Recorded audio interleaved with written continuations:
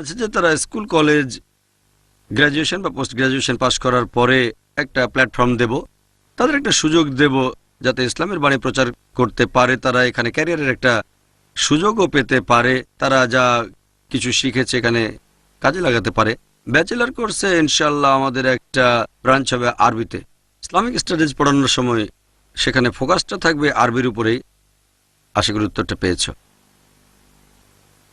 হ্যাঁ, প্রশ্ন করো। আসসালামু আলাইকুম। ওয়ালাইকুম আসসালাম রহমতুল্লাহ বারাকাতুহু। ক্যারিয়ার হিসেবে আমাদের জন্য কি সুপারিশ করবেন? ডাক্তার হিসেবে কোন পেশাকে আমি সুপারিশ করব? ক্যারিয়ারের প্রসঙ্গে যদি বলতে হয়, হোক সেটা ছেলে বা মেয়ে, পুরুষ বা মহিলা, তরুণ বা তরুণী, আমি সেশনের শুরুতে পবিত্র কোরআনের একটা আয়াত বলেছি, সেটা সূরা ফুসিলাত অধ্যায় নম্বর 41 আয়াত 33 বলা হয়েছে, ওয়ামান আহসানু ক্বাওলাম মিম্মান দাআ ইলাল্লাহি ওয়া আমিলা সলিহান ক্বালা ইন্নানি মুসলিম। সাধারণত এখনকার দিনে আমরা দেখতে পাই যে সবচেয়ে সম্মানজনক যে পেশাটা আপনারা দেখবেন সেটা হচ্ছে মেডিকেল ডাক্তার হওয়া। আর আমিও 20 বছর আগে মনে করতাম এটা সবচেয়ে শ্রেষ্ঠ পেশা।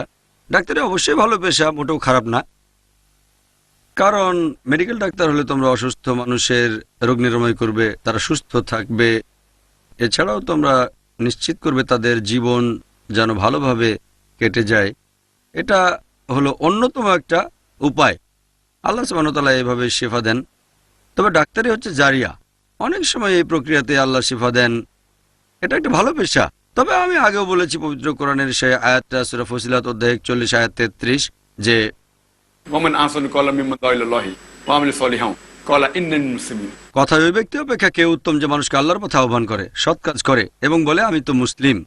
যখন আমি মানুষের রোগ নিরাময় করতাম তখন খুব আনন্দ পেতাম, তবে যখন মানুষকে আধ্যাত্মিক নিরাময় করলাম তখন আরো অনেক বেশি আনন্দ পেলাম। মেডিকেল ডাক্তার হয়েছিলাম মানুষের সেবা করার জন্য, কিন্তু পরে আরো ভালো পেশা পেয়ে গেলাম, মানুষকে আধ্যাত্মিকভাবে নিরাময় করা। এটা শরীরের রোগ নিরাময়ের চেয়ে অনেক বেশি ভালো। তার মানে এই না যে মেডিকেল ডাক্তার হওয়া ভুল কাজ, এটা ভালো পেশা। তবে আরো ভালো পেশা হলো দায়ী হওয়া। তাই শ্রেষ্ঠ পেশা যদি আখিরাতের কথা মাথায় রাখি, এছাড়াও যদি ইহকালের কথা বলি, সেটা হলো আল্লাহর বাণী তাদের কাছে প্রচার করা যারা এ সম্পর্কে জানে না। তোমাদের সামনে দুটো অপশন আছে, পার্ট টাইম দায়ী হতে পারবে, পাশাপাশি অন্য কোনো প্রফেশন যেমন ডাক্তার, ইঞ্জিনিয়ার বা ব্যবসায়ী, অথবা হতে পারো ফুল টাইম দায়ী, সেখানে পুরো সময়টা দিতে পারো। তোমরা যে পেশাটাই বেছে নাও, এখানে খেয়াল রাখতে হবে যেন আল্লাহ সুবহানাহু ওয়া তাআলার কাছাকাছি মানুষকে নিয়ে যেতে পারো। যদি তোমরা আমাদের নবীজি সাল্লাল্লাহু আলাইহি সাল্লামের জীবনী দেখো এবং সাহাবীগণের জীবনী, এখন পেশা বলতে কি বোঝাচ্ছ সেটা খুব গুরুত্বপূর্ণ। ক্যারিয়ার শব্দটার মানে কি? যদি বলো পেশা মানে যে কাজে বেশিরভাগ সময় ব্যয় করছো সেই কাজটাই পেশা, এটাই হলো সঠিক সংজ্ঞা। এর মানে এই না যে কাজ করে জীবিকা নির্বাহ করবে। বেশিরভাগ মানুষ ভাবে যে কাজের মাধ্যমে টাকা উপার্জন করবে সেটাই হচ্ছে পেশা। আমার মতে পেশা হচ্ছে সেই কাজ যে কাজে দিনের বেশিরভাগ সময় ব্যয় করছো। এটা গড়ে। পাশাপাশি দৈনন্দিন কাজও আছে, যেমন ঘুমানো, খাওয়া দাওয়া, নামাজ আদায় করা, এটা ফরজ মুসলিমদের জন্য। এগুলো বাদ দিলে 10-12 ঘন্টা সময় পাবে প্রতিদিন। বেশিরভাগ সময় কোথায় ব্যয় করছো? আমার মতে বেশিরভাগ সময় যে কাজে ব্যয় করছো সেটাই পেশা। এদিক থেকে বললে আমাদের নবীজি যদি ব্যবসায়ী ছিলেন তবে আমার মতে দায়ী ছিলেন। তিনি ছিলেন আল্লাহ সুবহানাহু ওয়া তাআলা প্রেরিত নবী। পেশার দিক থেকে তিনি ছিলেন দায়ী, মানে যে ব্যক্তি আল্লাহ সুবহানাহু ওয়া তাআলার বাণী প্রচার করেন তিনি ছিলেন আল্লাহ সুবহানাহু ওয়া তাআলার রাসূল, দায়ীর চেয়ে অনেক উপরে। আর পাশাপাশি ব্যবসাও করতেন। আমার মতে তিনি পেশায় ছিলেন আল্লাহ সুবহানাহু ওয়া তাআলার রাসূল। তিনি বেশিরভাগ সময় ব্যয় করতেন আল্লাহর বাণী প্রচারে, আর তিনি ছিলেন পার্ট টাইম ব্যবসায়ী। একইভাবে সাহাবীগণের মধ্যেও অনেকে ব্যবসা করতেন, কাজ করতেন, তবে বেশিরভাগ সময় তারা বাণী প্রচার করেছেন আল্লাহ সুবহানাহু ওয়া তাআলার। আমিও আলহামদুলিল্লাহ অনেক ব্যবসার সাথে জড়িত আছি। এভাবে বললে আমি ব্যবসায়ী, আমার অনেক ব্যবসা আছে। যদিও এইসব ব্যবসায় মাসে একদিনের বেশি সময় ব্যয় করি না, আমার সবগুলো ব্যবসা মিলিয়ে সেখানে মাসে একদিনও সময় ব্যয় করি না ব্যবসা দেখাশোনার জন্য। তবে হ্যাঁ, আমি একজন ব্যবসায়ী, আমি একজন সাইলেন্ট পার্টনার একটা ক্লিনিকে। আমার ভাই সবকিছু দেখাশোনা করে। এভাবে দেখলে আমি মেডিসিনের ফিল্ডে জড়িত। তবে আমি বছরে হয়তো একদিনও যাই না সেই ক্লিনিকে। আমাদের ক্লিনিক, আমি বেশিরভাগ সময় আল্লাহ সুবহানাহু ওয়া তাআলার বাণী প্রচার করে বেড়াই। ফুল টাইম পেশার দিক থেকে আমি একজন দায়ী। আল্লাহ সুবহানাহু ওয়া তাআলা পবিত্র কোরআনে বলেছেন, ওমান আহসানু কওলাম মিম্মান দাআ ইলাল্লাহি ওয়া আমিলা সলিহান ক্বালা ইন্নানি মুসলিমুন। কথায় ওই ব্যক্তি অপেক্ষা কে উত্তম যে মানুষকে আল্লাহর পথে আহ্বান করে, সৎ কাজ করে আর বলে আমি তো মুসলিম। তাহলে আল্লাহ তাআলা বলেছেন সবচেয়ে শ্রেষ্ঠ পেশা হলো আল্লাহ সুবহানাহু ওয়া তাআলার পথে মানুষকে আহ্বান করা। একই কথা বলা হয়েছে সূরা আসর অধ্যায় নম্বর 103 আয়াত 1 থেকে 3 বলা হয়েছে, ওয়াল আসর ইন্নাল ইনসানা লাফি খুসর ইল্লাল্লাযিনা আমানু ওয়া আমিলুস সলিহাতি ওয়া তাওয়াসাউ বিল হাক্কি ওয়া তাওয়াসাউ বিস সাবর। অর্থাৎ মহাকালের শপথ, মানুষ সবসময় ক্ষতিগ্রস্ত হয় তারা বাদে যারা ঈমান আনে, যারা সৎ কাজ করে, মানুষকে ধৈর্য আর অধ্যবসায়ের উপদেশ দেয় এবং যারা মানুষকে সত্যের উপদেশ দেয়। তাহলে একটা হচ্ছে ঈমান, 2 নম্বর সৎ কাজ, 3 নম্বর মানুষকে সত্যের উপদেশ দেয়া, 4 নম্বর মানুষকে ধৈর্য আর অধ্যবসায়ের উপদেশ দেয়া। কোনো মানুষের বেহেশতে যেতে তাকে এই 4টা শর্ত অবশ্যই পূরণ করতে হবে। ঈমান, সৎ কাজ করা, মানুষকে সত্যের উপদেশ দেয়া, মানুষকে ধৈর্য আর অধ্যবসায়ের উপদেশ দেয়া। যদি এর একটা বাদ যায় তাহলে স্বাভাবিক পরিস্থিতিতে বেহেশতে যেতে পারবে না। হয়তো তুমি নিয়ম মেনে চলা মুসলিম, হয়তো নামাজ আদায় করে থাকো, হজ পালন করেছো, রমজান মাসে রোজা রেখেছো, হয়তো জাকাতও দিয়েছো, কিন্তু তুমি দাওয়া না দিলে সূরা আসর অনুযায়ী বেহেশতে যেতে পারবে না। শুধু দাওয়া দিলেই হবে না, সবগুলোই সমান গুরুত্বপূর্ণ। ঈমান, সৎ কাজ করা, দাওয়া, মানুষকে সত্যের উপদেশ দেয়া এবং মানুষকে ধৈর্য আর অধ্যবসায়ের উপদেশ দেয়া। কেউ বেহেশতে যেতে গেলে এই 4টা শর্ত পালন করতেই হবে, খুবই গুরুত্বপূর্ণ। যদি একটা বাদ যায় স্বাভাবিক পরিস্থিতিতে বেহেশতে যেতে পারবে না। আল্লাহ যদি ক্ষমা করেন তাহলে আলাদা কথা। আল্লাহ পবিত্র কোরআনে বলেছেন সূরা নিসা অধ্যায় 4 আয়াত 48, এছাড়াও সূরা নিসা অধ্যায় 4 আয়াত 116। আল্লাহ বলেছেন তিনি চাইলে যে কোনো গুনাহ ক্ষমা করতে পারেন, কিন্তু শিরক করাকে কখনোই ক্ষমা করবেন না। কারণ কেউ যদি শিরক করে, আল্লাহ তাআলার সাথে অন্য কাউকে শরীক করে, সে জঘন্য পাপ করেছে, অনেক দূরে চলে গেছে। যদি তুমি দাওয়া না দাও তারপর আল্লাহ তোমাকে বেহেশতে পাঠালেন, সেটা আল্লাহর ব্যাপার। তবে স্বাভাবিক পরিস্থিতিতে সূরা আসর অনুযায়ী দাওয়া না দিলে কেউই বেহেশতে যেতে পারবে না। এটার ভিত্তিতে এছাড়াও কোরআন বলছে সূরা আল ইমরান অধ্যায় 3 আয়াত 104 যে তোমাদের মধ্যে এমন একটা দলের উদ্ভব হোক যারা মানুষকে কল্যাণের দিকে আহ্বান করবে এবং অসৎ কাজে নিষেধ করবে। এই মানুষগুলোই পরবর্তীতে সফল কাম হবে। তাহলে পবিত্র কোরআনের এই আয়াতগুলোর উপর ভিত্তি করে আমার মতে সবচেয়ে শ্রেষ্ঠ পেশা হচ্ছে দায়ী হওয়া। এখন দায়ী হিসেবে তুমি বেশিরভাগ সময় সরাসরি দাওয়া দিতে পারো, যেমন লেকচার দিতে পারো, অথবা কারোর সাথে আলোচনা, মানুষজনকে বোঝানো, অথবা অনেক পেশা আছে যেখানে পাশাপাশি দাওয়া দেওয়া যেতে পারে। যেমন ধরো যদি কোনো ইসলামিক স্কুলের টিচার হও, এই পেশাটাও এক ধরনের দাওয়া দেয়া, যদিও সেখানে আছে মাত্র কয়েকজন ছাত্র, 50 জন, 100 জন, 200 জন বা এরকমই সীমিত। এরকম হবে যদি শিশুদের লেখাপড়া শেখানোর দায়িত্ব নাও। এভাবে স্কুলে যখন শিশুদের পড়াবে, তাদেরকে আল্লাহর কাছে নিয়ে যাওয়া, এটা তো আসলে একজন দায়ীর কাজ। তাহলে একটা হচ্ছে লেকচার দেওয়া, হয়তো তাকে মানুষ দায়ী হিসেবে চেনে, অথবা একজনকে দাওয়া দেওয়া।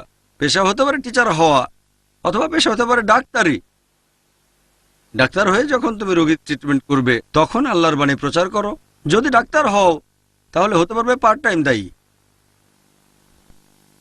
ডাক্তারের বদলে টিচার হলে ফুল টাইম দায়ী হওয়ার কাছাকাছি যেতে পারবে।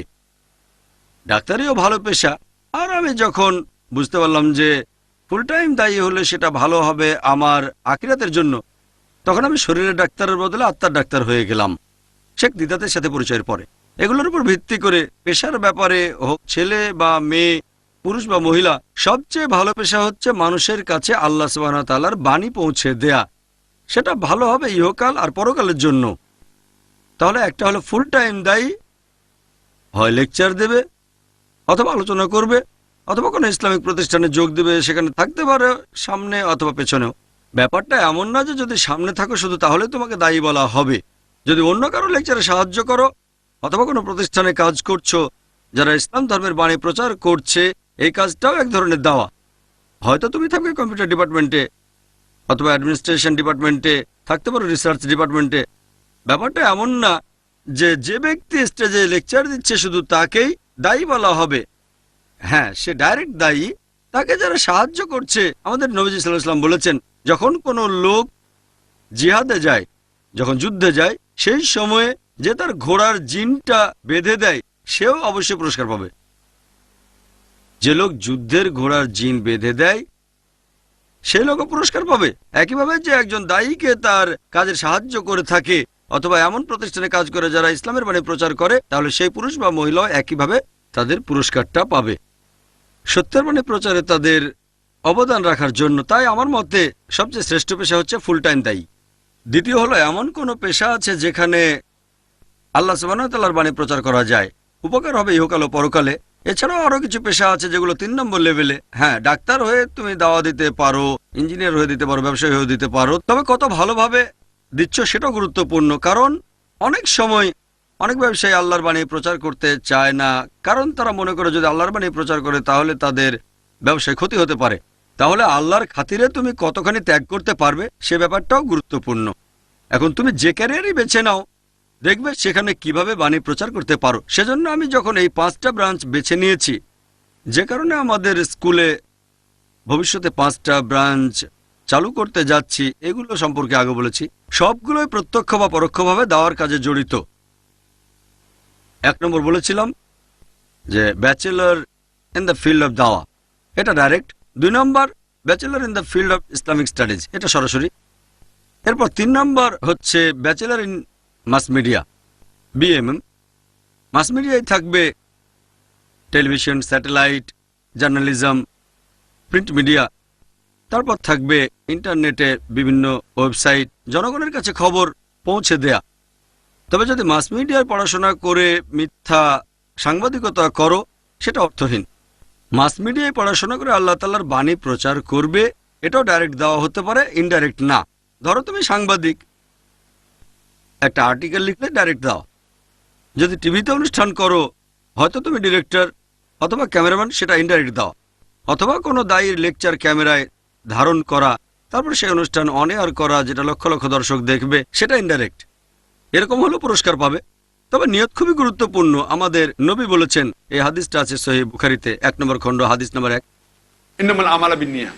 যদি ক্যামেরাম্যান হিসেবে তোমার নিয়ত হয় যে আমি ইসলাম ধর্মের বাণী প্রচার করব, নিয়তের উপর ভিত্তি করেই সওয়াব পাবে। যদি নিয়ত হয় যে ক্যামেরাম্যান হলে আমি ভালো বেতন পাবো, তাহলে বেতনই পাবে, কিন্তু সওয়াব পাবে না। যদি তোমার প্রধান লক্ষ্য হয় আল্লাহর সন্তুষ্টি, এর পাশাপাশি বেতন কম বেশি ব্যাপার না।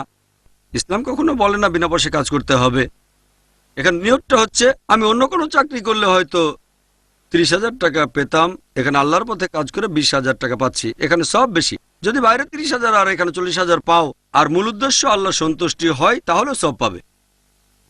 আমরা এখানে একটা নিয়ম মেনে চলি, বাইরের প্রতিষ্ঠানের চেয়ে আমরা 10 থেকে 20% বেশি বেতন দেই, যাতে সবাই আল্লাহর পথে আরো ভালোভাবে কাজ করে। তাহলে একটা কোর্স ব্যাচেলর ইন দাওয়া, দ্বিতীয়টা ব্যাচেলর ইন ইসলামিক স্টাডিজ, 3 নম্বর হলো BMM, bachelor in mass media. এরপর যেটা আছে বিএড, এখানেও তুমি যদি পড়াও কোনো ইসলামিক স্কুলে, ডাইরেক্ট দাওয়া দিতে পারবে। সাধারণ স্কুলের ছাত্রছাত্রীদের আল্লাহ তাআলার কাছে নিয়ে যাওয়াটা কঠিন, সেখানে হতে পারবে পার্ট টাইম দায়ী। কিন্তু যদি ইসলামিক কোনো স্কুলে পড়াও, হয়তো পড়াচ্ছ ইংরেজি অথবা হয়তো অঙ্ক, তবে খেয়াল রাখবে ইংরেজি পড়ানোর সময় অথবা অঙ্ক পড়ানোর সময় তাদেরকে তৌহিদের ধারণা দিতে হবে, তাদেরকে আল্লাহ তাআলার কাছে নিয়ে যাবে, এভাবে তুমি একজন দায়ী হবে। এখানে কি হচ্ছে, টিচার দায়ীদের প্রস্তুত করছেন, তাহলে সেই দায়ী যে সওয়াব পাবে, টিচারও একই সওয়াব পাবেন। যেমন ধরো তুমি বিজ্ঞান পড়াও, উদাহরণ দিচ্ছি, ধরো বিশ্বজগতের সৃষ্টি সম্পর্কে বলছো, বিগ ব্যাং সম্পর্কে। পবিত্র কোরআনে আছে সূরা আম্বিয়া অধ্যায় 21 আয়াত 30, আল্লাহ বলেছেন, আওয়ালাম ইয়ারাল্লাযিনা কাফারু, অবিশ্বাসীরা কি দেখে না আন্না সামাওয়াতি ওয়াল আরদা কানাত রাতকান ফাতাকনাহুমা, আকাশমণ্ডলী ও পৃথিবী একসাথে ছিল, আমি তাদের পৃথক করলাম। পবিত্র কোরআনের এই আয়াতটা সূরা আম্বিয়া অধ্যায় 21 আয়াত নম্বর 30। এখানে বিগ ব্যাং সম্পর্কে সংক্ষেপে বলা হয়েছে। প্রথমে পুরো বিশ্বজগৎ ছিল একটা ছোট্ট বিন্দু, সেখানে একটা বিস্ফোরণ হলো, সেখান থেকে তৈরি হলো গ্যালাক্সি, গ্রহ, নক্ষত্র, সূর্য, এছাড়াও পৃথিবী যেখানে আমরা বাস করি। এই ব্যাপারটা বিজ্ঞানীরা জানতে পেরেছে 40 বছর আগে, 50 বছর আগে। এটা কোরআনে সংক্ষেপে বলা হয়েছে। এভাবে মানুষকে আল্লাহর কাছে নিয়ে আসতে পারবে। তাহলে একজন টিচারও এভাবে নন ইসলামিক সাবজেক্ট পড়াতে গিয়েও দাওয়ার কাজ করতে পারে। আর শেষ যে কোর্সটার কথা বলেছি সেটা BBA, bachelor in business administration. এখন কোনো প্রতিষ্ঠান যদি সফল হতে চায়, পবিত্র কোরআন বলছে সূরা নাহল অধ্যায় 16 আয়াত 43, ফাসআলু আহলি যিকরি ইন কুনতুম লা তা'লামুন। যদি না জানো জ্ঞানীদের জিজ্ঞেস করো। যদি কোনো প্রতিষ্ঠানকে ভালোভাবে চালাতে চান, সেখানে যদি বিবিএ করা লোকজন থাকে, এমবিএ করা লোকজন থাকে, তারা জানে কিভাবে অর্গানাইজ করতে হয়। এভাবে তারা কোনো একটা ইসলামিক প্রতিষ্ঠানকে চালিয়ে নিয়ে যেতে পারবে। যেমন আমাদের এই প্রতিষ্ঠানে মাশাআল্লাহ এই সবগুলো ফিল্ডে প্রফেশনাল লোক আছে আমাদের এই প্রতিষ্ঠানে মাশাআল্লাহ। আর আমাদের প্রতিষ্ঠানের এইসব লোকজন খুবই গুরুত্বপূর্ণ।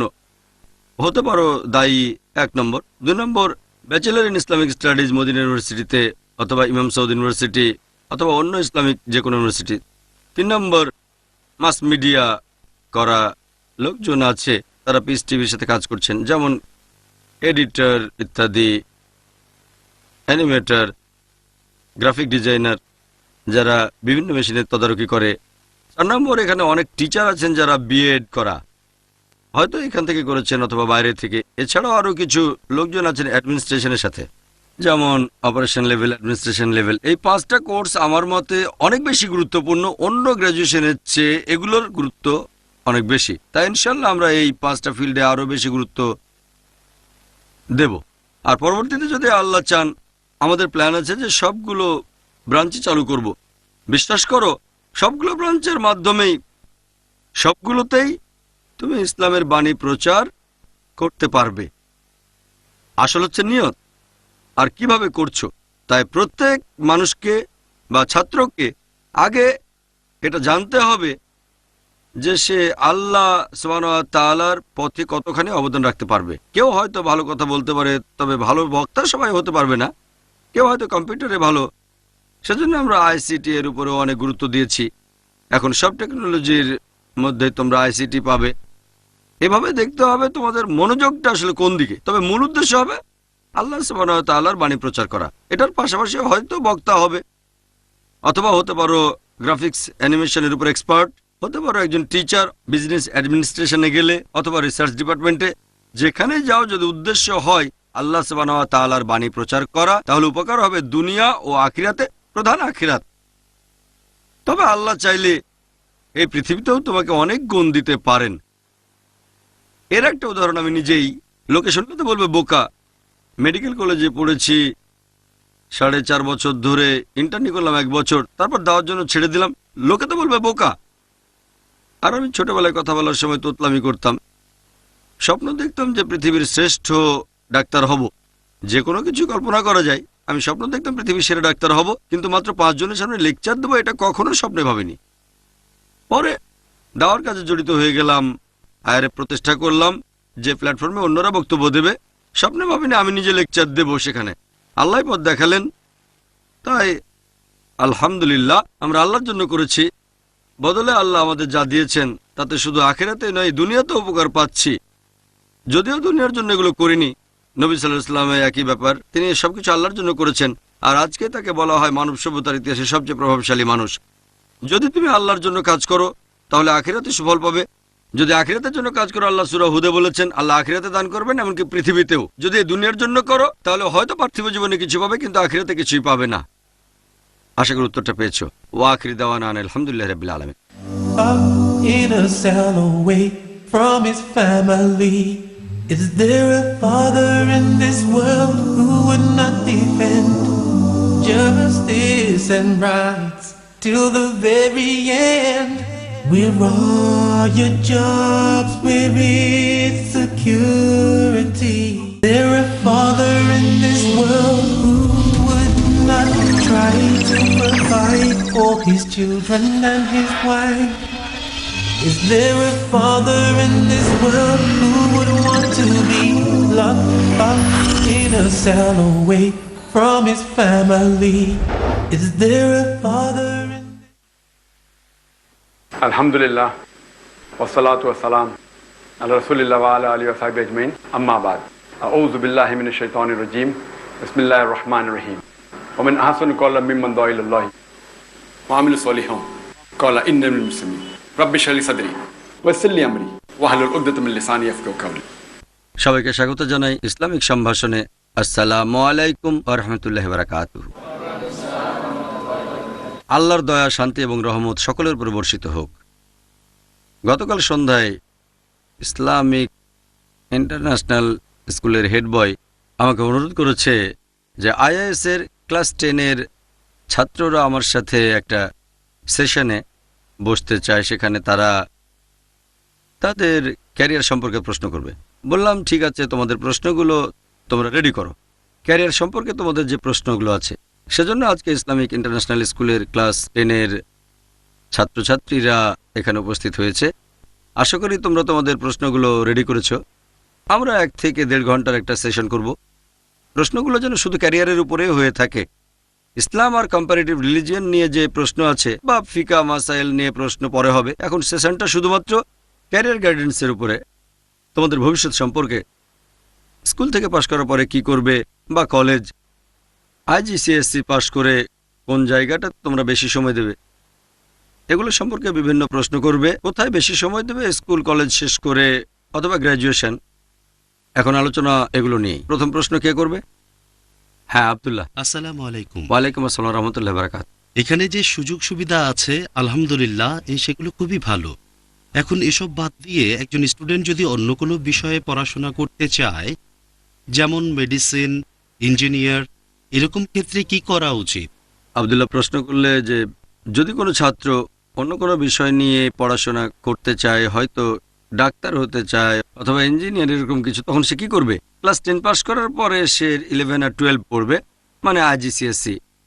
আইজিসিএসসি এমন একটা সার্টিফিকেট যেটা পুরো পৃথিবী জুড়েই স্বীকৃত। পৃথিবীর যে কোনো দেশে তুমি যদি আইজিসিএসসি পাস করো 12 স্ট্যান্ডার্ড, তার মানে এ লেভেল, এই ডিগ্রিটা পুরো পৃথিবী জুড়ে স্বীকৃত। শুধুমাত্র ইন্ডিয়ায় না, তুমি ইংল্যান্ডে যাও, আমেরিকায়, মধ্যপ্রাচ্যে, পৃথিবীর সব দেশে এটা স্বীকৃত। এটা বাদে অন্যান্য যেসব সার্টিফিকেট দেওয়া হয় ক্লাস 10 বা 12 পাসের পর, লোকাল বোর্ড, জেলা বোর্ড অথবা ন্যাশনাল বোর্ড, এদের সার্টিফিকেট বাইরে স্বীকৃত না। হয়তো কিছু জায়গায় স্বীকৃত আছে, কিন্তু পরিধিটা সীমিত। তবে এই সার্টিফিকেট দিয়ে তোমরা যে কোনো জায়গায় অ্যাপ্লাই করতে পারো। এখানেও অ্যাপ্লাই করে দেখতে পারো। সেটা মার্কের উপর নির্ভর করবে, পার্সেন্টেজের উপর নির্ভর করে। তুমি অ্যাপ্লাই করতে পারো বোম্বেতে, মহারাষ্ট্রে, ইন্ডিয়া, এছাড়া বাইরের দেশেও হতে পারে, পশ্চিমা দেশ অথবা মধ্যপ্রাচ্য দেশ। তবে প্রত্যেক দেশের নিজস্ব কিছু আইন কানুন আছে। যেমন ইন্ডিয়ায় এখন হয় সিইটি, কমন এন্ট্রান্স টেস্ট। আগে 12 স্ট্যান্ডার্ডে পাওয়া নাম্বারের ভিত্তিতে মেডিকেল কলেজে ভর্তি হওয়া যেত। আমি যখন পাশ করেছিলাম তখন 12 স্ট্যান্ডার্ডের নাম্বারটা ছিল গুরুত্বপূর্ণ। তবে অনেকদিন পার হয়ে গেছে, এখন নিয়মটা বদলানো হয়েছে। এখন কমন এন্ট্রান্স টেস্ট। এই কমন এন্ট্রান্স টেস্টের নাম্বারের ভিত্তিতেই বলা যাবে যে তুমি কি মেডিকেল কলেজে পড়াশোনা করবে নাকি অন্য কোথাও।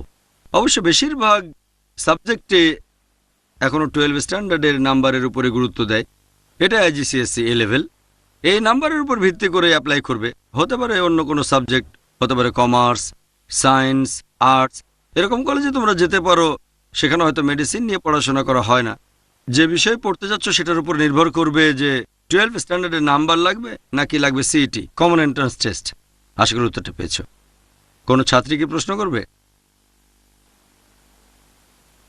নাকি মেয়েদের ক্যারিয়ারের দরকার নেই? আচ্ছা, তাহলে কোনো ছাত্র? হ্যাঁ বলো। আপনি বললেন ইনশাল্লাহ এখানে ইসলামিক স্টাডিজও পড়ানো হয়, আর বললেন যে আমাদের সামনে মদিনা ইউনিভার্সিটি বা অন্য কোনো ভার্সিটিতে পড়ার সুযোগ আছে। এখন ধরেন কেউ যদি হাদিস আর ফিকা এর উপর স্পেশালাইজ করতে চায় শুধুমাত্র আরবি ভাষায়, আমার মনে হয় তাহলে মদিনা ইউনিভার্সিটি সবচেয়ে ভালো। এরকম অবস্থা হলে তখন কি করব? আমাদের কি কোনো সুযোগ দেয়া হবে অথবা সেখানে কি পাঠানো হবে? তুমি প্রশ্ন করলে যে কেউ হয়তো স্পেশালাইজ করতে চায় আরবি হাদিসে অথবা ফিকা, এখানে তেমন কোনো সুযোগ নেই। ব্যাপারে কি করা যেতে পারে? এখন নিয়ম কানুনের কথা যদি বলতে হয়, মদিনা ইউনিভার্সিটি হলো সেরাগুলোর একটা। আমি এটার সুপারিশ করব ইসলামিক স্টাডিজ নিয়ে পড়তে চাইলে। মদিনা ইউনিভার্সিটির ব্যাপারে আমি যতদূর জানি, মদিনা ইউনিভার্সিটির 80% সিট রাখা হয় বিদেশিদের জন্য। সৌদি সরকারের একটা কোটাও আছে এই ব্যাপারে। এতগুলো সিট ভারতীয়দের প্রতি বছর 25 বা 30টা, অমুক দেশের জন্য এতগুলো সিট, আর পশ্চিমা দেশের জন্য এতগুলো, এরকম কোটা আছে। এগুলোর উপর ভিত্তি করে ইন্টারভিউ নেয়। যারা সেখানে অ্যাপ্লাই করে সেখানে কিছু নিয়ম কানুন আছে। যারা অ্যাপ্লাই করবে তারা কমপক্ষে 12 স্ট্যান্ডার্ড পাস করবে অথবা সাধারণ মাদ্রাসা থেকে আলিম পাস করবে, যে কোনো মাদ্রাসা, আর তার বয়স হবে 25 বছরের কম, এরকম কিছু নিয়ম। আমি ঠিক বিস্তারিত জানি না। নিয়মটা এরকমই, বয়সের নির্দিষ্ট সীমা আছে। তোমার থাকবে একটা আলিম ডিগ্রি বা উপরের ডিগ্রি কোনো মাদ্রাসা থেকে, অথবা 12 স্ট্যান্ডার্ড পাস অন্য দেশ থেকে। ইন্ডিয়া থেকে তারা আলিম পাস নেয়, তবে অন্য দেশ বা পশ্চিমা দেশের ক্ষেত্রে কমপক্ষে 12 স্ট্যান্ডার্ড পাস বা এ লেভেল পাশ করার পরে যখন মদিনা ইউনিভার্সিটিতে যাবে, একজন আলিম যে মাদ্রাসা থেকে পাশ করেছে আর বেসিক আরবিটা জানে, সে মদিনা ইউনিভার্সিটির গ্র্যাজুয়েশনে সরাসরি ভর্তি হতে পারবে। তারপর সে পড়তে পারে বিএ ইন হাদিস অথবা বিএ ইন শরিয়া, ফিকা অথবা বিএ ইন তাফসির। যে সাবজেক্ট বেছে নেবে তার উপরই নির্ভর করবে। তবে যে আরবি ভাষা জানে না আর এখানে ভর্তি হতে চায়, তাকে 2 বছর একটা কোর্স করতে হবে, সার্টিফিকেট ফর অ্যারাবিক।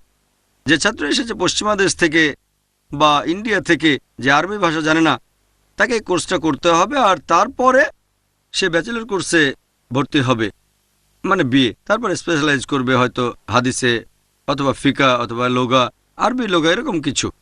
এরপরে আবার আছে মাস্টার্স, এটা পড়ানো হয় 3 বছর। এরপর আছে পিএইচডি, এটাও নাম্বারের উপর নির্ভর করবে। তবে ভারতে আমি যতদূর জানি শুধু মাদ্রাসা ছাত্র নেওয়া হয়। অন্যান্য দেশে যেমন পশ্চিমা দেশগুলোতে 12 স্ট্যান্ডার্ড পাস ছাত্র নেয়। তবে আলহামদুলিল্লাহ আমাদের স্কুলের ব্যাপারে যদি বলতে হয়, আমাদের স্কুলের আরবির স্ট্যান্ডার্ড বেশ ভালো, তাই আমাদের ছাত্রদের জন্য সরাসরি ভর্তি হতে কোনো সমস্যা হবে না বিএ প্রোগ্রামে। তোমার প্রশ্ন ছিল ওখানে ভর্তি হব কিভাবে। সত্যি বলতে যদি আল্লাহ চান, অবশ্য তারপরে তাদের রেকমেন্ডেশন প্রয়োজন। আমাদের কোনো ছাত্র ভর্তি হতে চাইলে আমি তাকে রেকমেন্ড করব, ইনশাল্লাহ সম্ভাবনাটা বেশি থাকবে। তবে এর পাশাপাশি আমি যে কাজটা করতে চাই, আমি এখানে মদিনা ইউনিভার্সিটির মতো পরিবেশটা তৈরি করতে চাই। আমার ইচ্ছা এরকমই, আল্লাহ সেটা পূরণ করবেন কিনা তিনিই জানেন, আমার নিয়ত আছে। আর তারপরে আরও কিছু যোগ করব। বর্তমান প্রেক্ষাপটে যদি বলো, বিদেশি ছাত্রদের জন্য সেরা একটা ইউনিভার্সিটি হলো মদিনা। এছাড়াও ইমাম সৌদ ইউনিভার্সিটি, ইমাম সৌদ ইউনিভার্সিটি, এটা আছে রিয়াদে, এটাও বেশ ভালো ইউনিভার্সিটি। তবে তারা খুব কম বিদেশি ছাত্র নেয়, দেশি ছাত্র বেশি পড়ে। এটাও একটা ভালো ইউনিভার্সিটি। বিদেশি ছাত্রদের জন্য আছে মদিনা ইউনিভার্সিটি, তারপর মক্কার উম্মুল কুরা। আমার ইচ্ছা আছে যে এখানে আমরা বাইরে থেকে সেরা টিচারদের নিয়ে আসব, যাতে করে এরকম ইউনিভার্সিটি চালু করতে পারি। আর সেখানে যেসব বিষয় নিয়ে পড়া যায় আমরা তার সাথে যোগ করব, হয়তো মিডিয়া, মানে পাবলিক লেকচার। আমাকে বেশ কয়েকবার মদিনা ইউনিভার্সিটিতে আমন্ত্রণ জানানো হয়েছে, তারপর উম্মুল কুরাতে, এছাড়া পৃথিবীর অন্যান্য ইউনিভার্সিটিতেও দাওয়া কোর্সের উপর ট্রেনিং দেওয়ার জন্য। তবে ব্যস্ততার জন্য সময় বের করা কঠিন, যে ওখানে 25 বা 30 দিন আমি সময় দিতে পারবো। আমার মনে হচ্ছে যে প্র্যাকটিক্যাল কিছু একটা দরকার। জ্ঞান অর্জনের কথা বললে এগুলো খুবই ভালো, তবে প্র্যাকটিক্যালি মুসলিমদের সাথে কথা বলা, দাওয়ার কাজ করা, এসব ক্ষেত্রে সেখানে প্র্যাকটিক্যাল কিছু পাবে না, সেটা পাবে এখানে। এটা হচ্ছে প্র্যাকটিক্যাল। সেজন্য আমাদের কাছে যেটা মনে হয় যে সময় যাওয়ার সাথে সাথে ইনশাআল্লাহ, আল্লাহ যদি চান, আল্লাহ সাহায্য করেন, আমরা এখানেও ব্যবস্থা করব যদি সেটা করা যায়। আমি তাহলে চাইবো আমার ছেলে ওখানে না গিয়ে এখানে থাকুক। আমার ছেলে, তুমিও ছেলের মতোই। তবে এরকম যদি না হয়, আল্লাহ যদি তখনও পথ খুলে না দেন, সময়টা হয়তো চলে যাবে, তখন আমি হয়তো ভর্তি হতে বলবো তোমাদের ইসলামিক ইউনিভার্সিটি অব মদিনায় বা ইমাম সৌদ ইউনিভার্সিটি।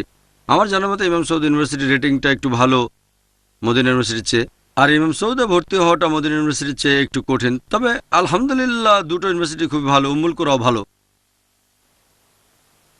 এটা ক্লাস 10-এর পরে না 12-এর পরে?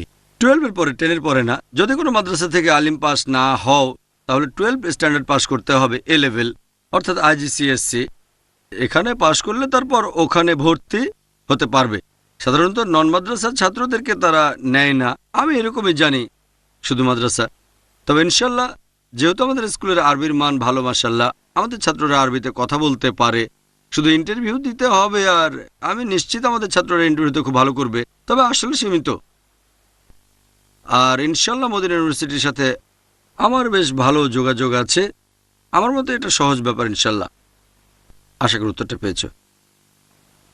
কোনো ছাত্রী কি প্রশ্ন করবে?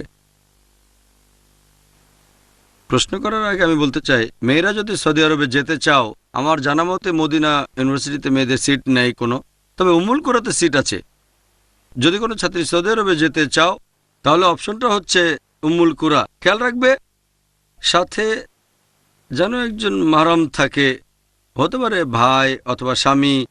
উম্মুল কুরায় একসাথে পড়াশোনা বা চাকরি করতে পারে, ইসলামিক বিভিন্ন নিয়মকানুন মেনে চলতে পারবে, সেখানে কোনো চাকরি পেতে পারে অথবা ইউনিভার্সিটিতে কাজ করতে পারে অথবা একসাথে পড়তে পারে। এরকম অপশন বিবেচনা করা যেতে পারে। এরকম বেশ কিছু বিদেশি ছাত্রী মহিলা তারা উম্মুল কুরাতে পড়ছে। উম্মুল কুরাতে মহিলাদের জন্য আলাদা সেকশন আছে। হ্যাঁ বোন। আসসালামু আলাইকুম। ওয়ালাইকুম আসসালাম রহমতুল্লাহ বারাকাতুহু। ক্লাস 10 পাশ করার পরে ছাত্রছাত্রীরা পছন্দ মতো অপশন বেছে নিতে পারবে নাকি এখানেও শর্ত থাকবে? এই স্কুলের কথা বলছো নাকি বাইরে? এই স্কুলে। এই স্কুলের ব্যাপারে যদি বলতে হয়, মাশাআল্লাহ, যখন 10 স্ট্যান্ডার্ডে আইজিসিএসসি পরীক্ষা দেবে সেখানে কিছু অপশন আছে। সত্যি বলতে আইজিসিএসসিতে অনেক অপশন আছে। সেখানে 50টা বা 100টা সাবজেক্ট থেকে বেছে নিতে হবে। অবশ্যই 50টার বেশি, আরও অনেক বেশি হবে। আর সেখানে অনেক অপশন আছে। এগুলোর মধ্যে আইজিসিএসসির নিয়ম অনুযায়ী তোমাকে 5টা সাবজেক্টে পাশ করতে হবে। যদি 5টা সাবজেক্টে পাশ করো তাহলে সার্টিফিকেট পাবে তুমি 10 স্ট্যান্ডার্ডে আইজিসিএসসি পাশ করেছো। এটা হচ্ছে ও লেভেল। এখন তুমি যতগুলো সাবজেক্টে খুশি পরীক্ষা দিতে পারো, তবে 5টার কম পরীক্ষা দিলে কোনো সার্টিফিকেট পাবে না তুমি। কিন্তু পরীক্ষা দিতে পারো 6টা, 7টা, 8টা বা 9টা, তোমার যতগুলো খুশি। আর ভারতের বেশিরভাগ স্কুলে যেটা করা হয় তারা 6-7টা সাবজেক্টে পরীক্ষা দেয়। বেশিরভাগ স্কুল 6টা বা 7টা। আর এসব স্কুলে বেছে নিতে হয় হয়তো 15টা সাবজেক্টের ভেতর থেকে। কিছু স্কুলে 10টার মধ্যে থেকে বেছে নেবে 6টা বা 7টা, কোনো স্কুলে 8টার মধ্যে থেকে 6টা বা 7টা, কোথাও হয়তো 12টা। এরকম অনেক অপশন আছে, অনেক সাবজেক্ট আছে। মিউজিক আছে, ভালো খারাপ, হালাল হারাম সবকিছু আছে। মিউজিক, ডান্সিং, এটা ওটা, এরকম অনেক সাবজেক্ট আছে।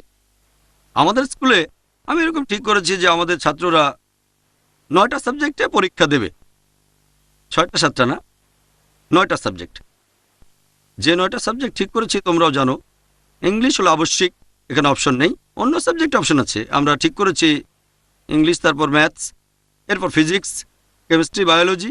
এই 3টা সাবজেক্টই আলাদা। এগুলো একটা সাবজেক্ট না। যেমন অন্য স্কুলে যদি 10 স্ট্যান্ডার্ডে পড়ো, সায়েন্স হচ্ছে একটা সাবজেক্ট, আইজিসিএসসিতে ফিজিক্স একটা সাবজেক্ট, বায়োলজি আর কেমিস্ট্রি 3টাই আলাদা সাবজেক্ট। তাহলে সাবজেক্টগুলো প্রথমে ইংলিশ, তারপর ম্যাথস, 3 ফিজিক্স, 4 কেমিস্ট্রি, 5 বায়োলজি। এগুলোর পাশাপাশি আছে আইসিটি। প্রথমে তোমরা কম্পিউটার সাবজেক্ট পড়বে, কারণ আগে তোমরা কম্পিউটার নিয়েছিলে। তবে আইসিটি আর কম্পিউটারের বেশিরভাগ জিনিস একই রকম। আর আইসিটি আরও বেশি প্র্যাকটিক্যাল, অন্য যন্ত্রপাতি সম্পর্কেও জানা যায়, যেমন মোবাইল আর বিভিন্ন প্রযুক্তি। এটার ব্যবহারিক প্রয়োগটা আরও অনেক বেশি। সেজন্য আগামী বছরে চালু হবে আইসিটি। এই বছরে তোমরা কম্পিউটার পড়বে 6 number, ICT and computer. 7 number business studies, 8 number আরবি ল্যাঙ্গুয়েজ, 9 নম্বর ইসলামিক স্টাডিজ। তোমাকে পাশ করতে হবে 5টা সাবজেক্ট, আর ইংলিশ আবশ্যিক। তার মানে এই না যে ইংলিশ আর অন্য 4টা সাবজেক্টে মনোযোগ দেবে। সবগুলো সাবজেক্টে সমান মনোযোগ দিতে হবে। আর যখন পরীক্ষা দেওয়ার জন্য বসবে তার জন্য আলাদা 2টো সময় আছে তোমাদের। হয় পরীক্ষা দেবে অক্টোবর নভেম্বরে, অথবা পরীক্ষা দেবে মে জুনে। এই 2টো সময়ে আইজিসিএসসি পরীক্ষা দিতে পারো। আর এ ব্যাপারটা এমন না যে 9টা সাবজেক্টে একসাথে পরীক্ষা দিতে হবে। হয়তো 4টা সাবজেক্টের উপর পরীক্ষা দিলে অক্টোবর নভেম্বরে, আর 5টা দিলে মে জুনে, অথবা 2টো সাবজেক্টে অক্টোবর নভেম্বরে, 7টা সাবজেক্ট দিলে মে জুনে, অথবা প্রথমে মে জুন তারপর অক্টোবর নভেম্বর। এটা তোমার ইচ্ছা, অথবা 9টা একসাথে। এগুলোর ভিত্তিতে ইনশাল্লাহ আগামী বছর আমরা ভালোভাবে প্রস্তুতি নেব। তোমরা আগে থেকেই 2-1টা সাবজেক্ট ঠিক করতে পারো। হয়তো তুমি আরবিতে বেশ ভালো, অথবা ইসলামিক স্টাডিজ, অথবা হয়তো আইসিটি বা বিজনেস স্টাডিজ। এরকম 2-3টা দিলে অক্টোবর নভেম্বরে, বাকি 5টা বা 6টা দিলে মে জুনে। তবে এই বছরে যেহেতু নতুন টেকনিকটা আমরা জেনেছি আইসিজিএসসি সম্পর্কে, এবছরে ইনশাল্লাহ 9টা সাবজেক্টের সবগুলোর উপর পরীক্ষা দেবে তোমরা মে জুনে। এখানে সুবিধা হলো 2 মাস সময় পাচ্ছ। সাধারণত তোমাদের স্কুলে পরীক্ষা হয় মার্চ এপ্রিল মাসে, ঠিক? এখানে তোমরা পরীক্ষা দেবে মে জুন, তাহলে 1.5 মাস সময় বেশি পাচ্ছ। অন্যান্য ছাত্রছাত্রীদের তুলনায় এবছরে তোমরা পরীক্ষা দেবে 10 স্ট্যান্ডার্ডে, এটার উপর নির্ভর করে যখন পাশ করবে 10 স্ট্যান্ডার্ড তখন যে কোনো স্কুলে যেতে পারো, কারণ এখানে সার্টিফিকেট দেবে কেমব্রিজ ইউকে। তোমরা 11 স্ট্যান্ডার্ড পড়তে পারবে যে কোনো কলেজে, মার্কের উপর নির্ভর করবে। বোম্বের যে কোনো কলেজে হতে পারে, জেভিয়ার্স অথবা অন্য যে কোনো কলেজ, ভারতের মধ্যে বোম্বের বাইরের কলেজে, এমনকি ভারতের বাইরের কলেজেও যখন তুমি পাবে সার্টিফিকেটটা IGCSE, তারপর তুমি যে কোনো স্কুল অথবা কলেজে ভর্তি হতে পারো। ইউরোপে, ইংল্যান্ডে, আমেরিকায়, কানাডায়, মার্কের উপর এটা নির্ভর করবে। এটা আন্তর্জাতিক স্বীকৃত একটা সার্টিফিকেট। যদিও আমরা ইসলামিক স্টাডিজে যা পড়াবো সেটা অনেক উন্নত মানের, এই সাবজেক্টটা একটু অন্যভাবে পড়াবো, সেজন্য ইসলামিক স্টাডিজের উপর যে ট্রেনিংটা দেব সেটাও আলাদা হবে, কারণ তাদের ইসলামিক স্টাডিজ আমাদের মতো বিস্তারিত না। আমরা কোরআন হাদিসের উপর ভিত্তি করে পড়াবো, সবকিছু শেখাবো, ভিন্ন দৃষ্টিভঙ্গির কথা থাকবে, সেগুলো জানা দরকার। তাহলে তোমাদের সামনে যে অপশনটা আছে, তোমরা IIS 11 স্ট্যান্ডার্ড পড়তে পারো, অপশন। আমাদের এখানে পড়াশোনা চালাতে পারো। এখানে তোমরা পাচ্ছ 9টা সাবজেক্ট, অথবা IIS এর বাইরে অন্য স্কুলে ভর্তি হতে পারো, বোম্বে অথবা বোম্বের বাইরে অথবা ভারতের বাইরে, তোমার যা খুশি। যে কারণে আমরা কেমব্রিজ ডিগ্রিটা নিয়েছি, তোমরা দেখবে যে বেশিরভাগ স্কুল ইন্ডিয়াতে IGCSE সার্টিফিকেটে গেছে, কারণ যখনই তুমি পাশ করবে বেশিরভাগ বাবা মা চায় তাদের সন্তান বাইরে চলে যাক। IGCSEর একটা লেভেল আছে, হয়তো বাইরে যাবে অথবা যাবে না সেটা আলাদা ব্যাপার, তবে ইচ্ছা থাকে। IGCSEর 75%-এরও বেশি ছাত্রছাত্রীর প্ল্যান থাকে তারা উচ্চশিক্ষার জন্য আমেরিকায় বা ইংল্যান্ডে যাবে। আমি IGCSE বেছে নিয়েছি তার কারণ মোটেও এটা নয়, আমি চাই না আমাদের একজন ছাত্র বাইরে যাক। হ্যাঁ, যদি কেউ মদিনা ইউনিভার্সিটিতে পড়তে চায় সেটা ভালো কথা, কেউ যেতে চাইলে সেটা তার ব্যাপার, আমি বাধা দেব না। আমরা এটা নিয়েছি যাতে লোকে না বলে ও IIS, এটা তো লোকাল ডিগ্রি, বোম্বের অথবা মহারাষ্ট্রের লোকাল, তাই IIS এর ডিগ্রি দেয় কেমব্রিজ ইউনিভার্সিটি। আন্তর্জাতিক লেভেলে এটা দেখানোর জন্য যে আমাদের ছাত্ররা ইসলামিক জ্ঞানের পাশাপাশি দায়ী হওয়া আর আরবি জানার পাশাপাশি অন্যান্য সাবজেক্টও একেবারে আন্তর্জাতিক মানের। পৃথিবী জুড়ে দুটো সাবজেক্ট সব জায়গায় স্বীকৃত, একটা হচ্ছে IB ইন্টারন্যাশনাল ব্যাকালরেট, অন্যটা IGCSE, এছাড়াও আছে আমেরিকান বোর্ডও। এই তিনটা সার্টিফিকেট আন্তর্জাতিকভাবে খ্যাতিসম্পন্ন আর এগুলো পৃথিবী জুড়ে স্বীকৃত। এজন্য আমরা IGCSE বেছে নিইনি যে ছাত্ররা বিদেশে চলে যাবে, তবে চাইলে যেতে পারে, কেউ বাধা দেবে না। কারণ হলো সবাইকে দেখিয়ে দেওয়া যে তোমরা যখন সার্টিফিকেট পাবে সেটা হবে একেবারে আন্তর্জাতিক মানের। আশা করি উত্তরটা পেয়েছ। কোনো ছাত্র কি প্রশ্ন করবে? টিচাররাও চাইলে করতে পারেন, যাতে তাদের আরো ভালোভাবে গাইড করতে পারেন। হ্যাঁ রেহান। আসসালামু আলাইকুম। ওয়ালাইকুম আসসালাম রহমতুল্লাহ। আপনি বললেন যে 5টা ব্রাঞ্চ থাকবে ক্লাস 12-এর পরে। আমাদের এই স্কুলে কি আর্টস, কমার্স আর সায়েন্স থাকবে, এটা জানতে চাচ্ছিলাম। রেহান প্রশ্ন করলে যে এই 5টা ব্রাঞ্চে আর্টস, কমার্স আর সায়েন্স থাকবে কি না। এই 5টা ব্রাঞ্চে? এই 5টা ব্রাঞ্চ হচ্ছে 12 স্ট্যান্ডার্ড শেষ করার পরে। যে 5টা ব্রাঞ্চের কথা আমি বলেছি এগুলো ক্লাস 12-এর পরে, তার আগে না। সেটা হতে পারে BMM অথবা BA ইন ইসলামিক স্টাডিজ, অথবা হতে পারে BA ইন দাওয়া, B.Ed। এটা ব্যাচেলর ডিগ্রির পরে, এটা আরও পরে, ব্যাচেলরের পরে আসবে B.Ed। এগুলো সবগুলোই হচ্ছে 12 স্ট্যান্ডার্ডের পর। 12 স্ট্যান্ডার্ডে তোমরা 3টা স্ট্রিম পাবে, 3টা ভাগ থাকবে, আর্টস, কমার্স আর সায়েন্স। আমি যে 5টা ব্রাঞ্চের কথা বলেছি এগুলো মূলত আর্টসের বিষয়, তবে সায়েন্সের ছাত্র যে কোনো ব্রাঞ্চে ভর্তি হতে পারে, কারণ যখন সায়েন্স, আর্টস আর কমার্সের তুলনা করবে, সায়েন্স থেকে যে কোনো দিকে যাওয়া যায়, কিন্তু আর্টস থেকে সায়েন্সে যাওয়া যায় না। তুমি 12 পর্যন্ত আর্টসে পড়ে BSc-তে যেতে পারবে না, কিন্তু 12 পর্যন্ত সায়েন্স পড়ে BA আর্টসে যেতে পারো। তারপর কমার্স থেকেও তুমি আর্টসে চলে যেতে পারো। আমাদের এই 3টা ভাগ আছে, এখানেও এই 3টা ভাগে অনেকগুলো অপশন আছে, অনেকগুলো অপশনের নিয়ম আছে, সবগুলো দিচ্ছি না।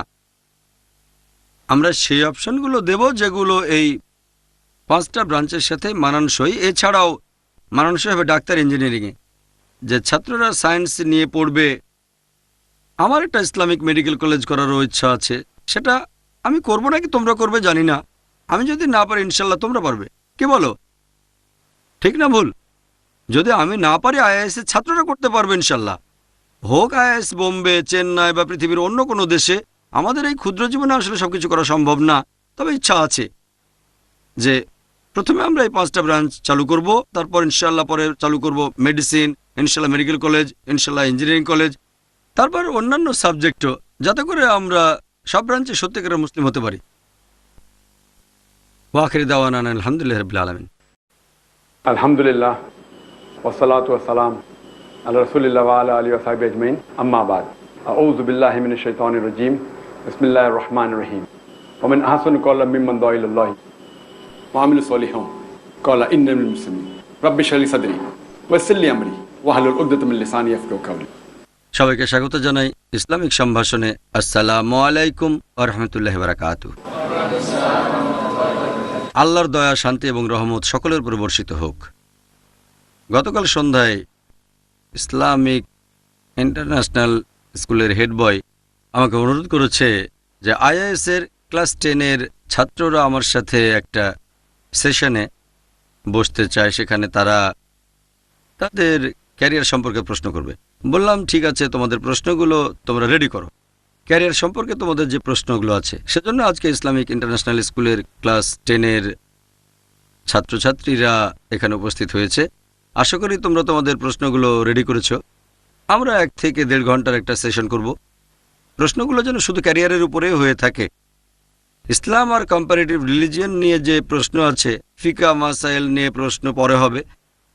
এখন সেশনটা শুধুমাত্র ক্যারিয়ার গাইডেন্সের উপরে, তোমাদের ভবিষ্যৎ সম্পর্কে, স্কুল থেকে পাশ করার পরে কি করবে, বা কলেজ, আইজিসিএসসি পাশ করে কোন জায়গাটাতে তোমরা বেশি সময় দেবে, এগুলো সম্পর্কে বিভিন্ন প্রশ্ন করবে। কোথায় বেশি সময় দেবে, স্কুল কলেজ শেষ করে অথবা গ্র্যাজুয়েশন। এখন আলোচনা এগুলো নিয়েই। আসসালামু আলাইকুম। ওয়ালাইকুম আসসালাম রহমতুল্লাহ বারাকাতুহু। আমি জানতে চাচ্ছিলাম যে মেয়েরা বাইরে পড়াশোনার জন্য যেতে চাইলে আপনি কি বলবেন? আমি এই কথা আগেও বলেছি যে মহিলারা পড়াশোনার জন্য বাইরে যাচ্ছে, সেটা যদি হয় ইসলামিক স্টাডিজ, সেখানে তুমি যদি ইসলামিক শরিয়ার সবগুলো নিয়ম পালন করো তাহলে কোনো সমস্যা নেই। এ প্রসঙ্গে বলেছি উম্মুল কোরার কথা। কিন্তু যদি বলো একটা মেয়ে বাইরে পড়াশোনা করতে যাচ্ছে BMM, bachelor of mass media, অথবা একটা মেয়ে বাইরে গিয়ে পড়ছে বিএড, হয়তো আমেরিকায় অথবা ইংল্যান্ডে, আমি এটার বিরুদ্ধে, ব্যক্তিগতভাবে বিরুদ্ধে। এমনকি আমি ছেলেদেরও বাইরে পড়তে যাওয়ার বিরুদ্ধে। যদি বাইরে যায় আর পরিবেশটা ইসলামিক হয়, যেমন সৌদি আরবে হলে সমস্যা নেই। তবে বেশিরভাগ ছাত্রই মদিনা ইউনিভার্সিটি বা উম্মুল কোরা বাদ দিয়ে সার্টিফিকেট নিতে চায় আমেরিকা বা ইংল্যান্ড থেকে। সেখানকার ডিগ্রির মান খারাপ না, তবে পরিবেশটা তাদের জন্য সুবিধাজনক হবে না যারা ইসলামিক শরিয়ার অনুযায়ী জীবনযাপন করতে চায়। এখানে সম্ভাবনা বেশি যে একজন লোক কোরআন সুন্নাহ এবং আল্লাহ সুবহানাহু ওয়া তাআলার কাছ থেকে দূরে সরে যাবে। আমি এ পর্যন্ত অনেক বাবা মাকেই বুঝিয়ে শুনিয়ে রাজি করিয়েছি তারা যেন সন্তানকে উচ্চশিক্ষার জন্য বিদেশে না পাঠায়, যেমন আমেরিকা, কানাডা, ইংল্যান্ডে। আমি ব্যক্তিগতভাবে এটার বিরুদ্ধে, এমনকি ছেলেদের ক্ষেত্রেও। মেয়েদের ক্ষেত্রে আমি পুরোপুরি বিরুদ্ধে। আমি বিরুদ্ধে। যদি কোনো মেয়ে বলে আমি ইসলামিক স্টাডিজ পড়তে ইংল্যান্ডে যাবো, ইংল্যান্ডে কেন, সৌদি আরবে যাও, তবে সাথে মাহরাম থাকতে হবে। এখানে বুঝতে হবে, বিশেষ করে একটা মেয়ে। আর আমি জানি বিদেশ তো দূরের কথা, আমি মেডিকেল কলেজ থেকে পাশ করেছি। সে সময় আমি কয়েক বছর বোম্বে থেকে দূরে বাসার বাইরে ছিলাম। আমি জানি সেখানকার পরিবেশ কেমন। বিদেশে সেটা আরও কয়েক গুণ বেশি খারাপ। অনেক অ্যাট্রাকশন আছে, অথবা বলা যায় ডিস্ট্রাকশন। এখানকার তুলনায় ওখানে গিয়ে সরল পথে থাকাটা আরও অনেক বেশি কঠিন হয়ে যাবে। অবশ্য ব্যাপারটা এমন না যে বোম্বেতে কোনো ডিস্ট্রাকশন নেই, তবে এখানে তোমার বাবা মা আছেন, তারা তোমাকে গাইড করবেন। এখানে ডিস্ট্রাকশন অনেক কম। যেমন এখানে আমি একটা উদাহরণ দিচ্ছি যে পৃথিবীর অন্যান্য জায়গায় যে খারাপ কাজ হয় সেগুলো বোম্বেতেও হয়, এমন না যে এখানে হয় না। তবে এখানে খুঁজে বেড়াতে হবে, তোমাকে সেটার পেছনে ছুটতে হবে। সেখানে সবগুলো না খুঁজলে অন্তত বেশিরভাগ পশ্চিমা দেশে খারাপ কাজই তোমাকে খুঁজবে, সবসময় তোমার দরজায় কড়া নাড়বে। আর এখানে একজন লোক চাইলে ইসলামিক নিয়মে জীবনযাপন করতে পারে, তবে যদি খারাপ জিনিস খুঁজতে চাও তাহলে সবকিছু বোম্বেতেই পাবে। সেজন্য তোমাকে চেষ্টা করতে হবে। ওখানে তোমার দরজায় কড়া নাড়বে, তোমাকে যেন ডাকছে তারা, এসো এসো। রাস্তায় বেরোলে বিলবোর্ড দেখবে। আস্তে আস্তে পশ্চিমা দেশে যা ঘটছে সেগুলো ভারতেও চলে আসছে, এমনকি আমাদের বোম্বেতেও আমদানি হয়ে গেছে। আমি যখন স্কুলে পড়তাম তখন যে পরিবেশ দেখেছি, এখনকার দিনে বোম্বের স্কুলগুলোতে যে পরিবেশ দেখি, খুব অবাক লাগে। ইসলাম থেকে দূরে সরে গেছে। আমি যখন স্কুলে পড়েছি তখন আল্লাহর দয়ায় মাশাআল্লাহ, যদিও একটা অমুসলিম স্কুলে পড়েছি, কনভেন্ট স্কুল, আল্লাহ আমাকে সরল পথে রেখেছেন। আর এখন এক্সপোজার আগের চেয়ে অনেক বেশি। স্যাটেলাইট মিডিয়া, তারপর ম্যাগাজিন, তারপর ইন্টারনেট, এগুলোর মাঝে ঠিক থাকাটা কঠিন। এগুলোর ভিত্তিতে আমি বলবো, যদি কোনো মেয়ে পশ্চিমা দেশে পড়াশোনা করতে চায়, আমি পুরোপুরি বিরুদ্ধে। যদি কোনো ইসলামিক দেশে যেতে চাও, যেমন সৌদি আরব, সাথে মাহারাম, হয়তো তোমার ভাই অথবা তোমার স্বামী অথবা অন্য কেউ যে তোমার মাহারাম, এভাবে গেলে কোনো সমস্যা নেই। এই কারণে আমার মতে এখানে মেয়েরা পেতে পারে বেশি সুযোগ সুবিধা যদি বাবা মার সাথে থাকে। কোনো মেয়ে, কোনো মহিলা যদি পড়াশোনার জন্য বিদেশে যেতে চায়, এটা তাকে আল্লাহ সুবহানাহু ওয়া তাআলার কাছ থেকে দূরে নিয়ে যাবে। আল্লাহ তোমাকে সরল পথে রাখতে চাইলে তিনি সেটা করতে পারেন। এমন না যে ওখানে গেলে বিপথে চলে যাবে, তবে সম্ভাবনাটা অনেক বেশি থাকে। তুমি সরল পথের থেকে সরে যাবে, এই সম্ভাবনাটাই সেখানে বেশি। যেমন ধরো, যদি 4 তলা থেকে লাফ দাও, মরে যাওয়ার সম্ভাবনা কতখানি? 20 অথবা 30%। যদি 10 তলা থেকে লাফ দাও, সম্ভাবনা কত? 90-99%। তবে 100% বলতে পারবেন না, 100% বলতে পারেন আল্লাহ, ঠিক? 99% হলে বাঁচার সম্ভাবনা 1% আছে। তাহলে 10 তলা থেকে লাফ দেই। 100% নিশ্চিত করে বলতে পারবো না, শুধু বলবো সম্ভাবনা বেশি যে তুমি আল্লাহ সুবহানাহু ওয়া তাআলার পথ থেকে দূরে সরে যাবে, ইসলামিক জীবন থেকে দূরে।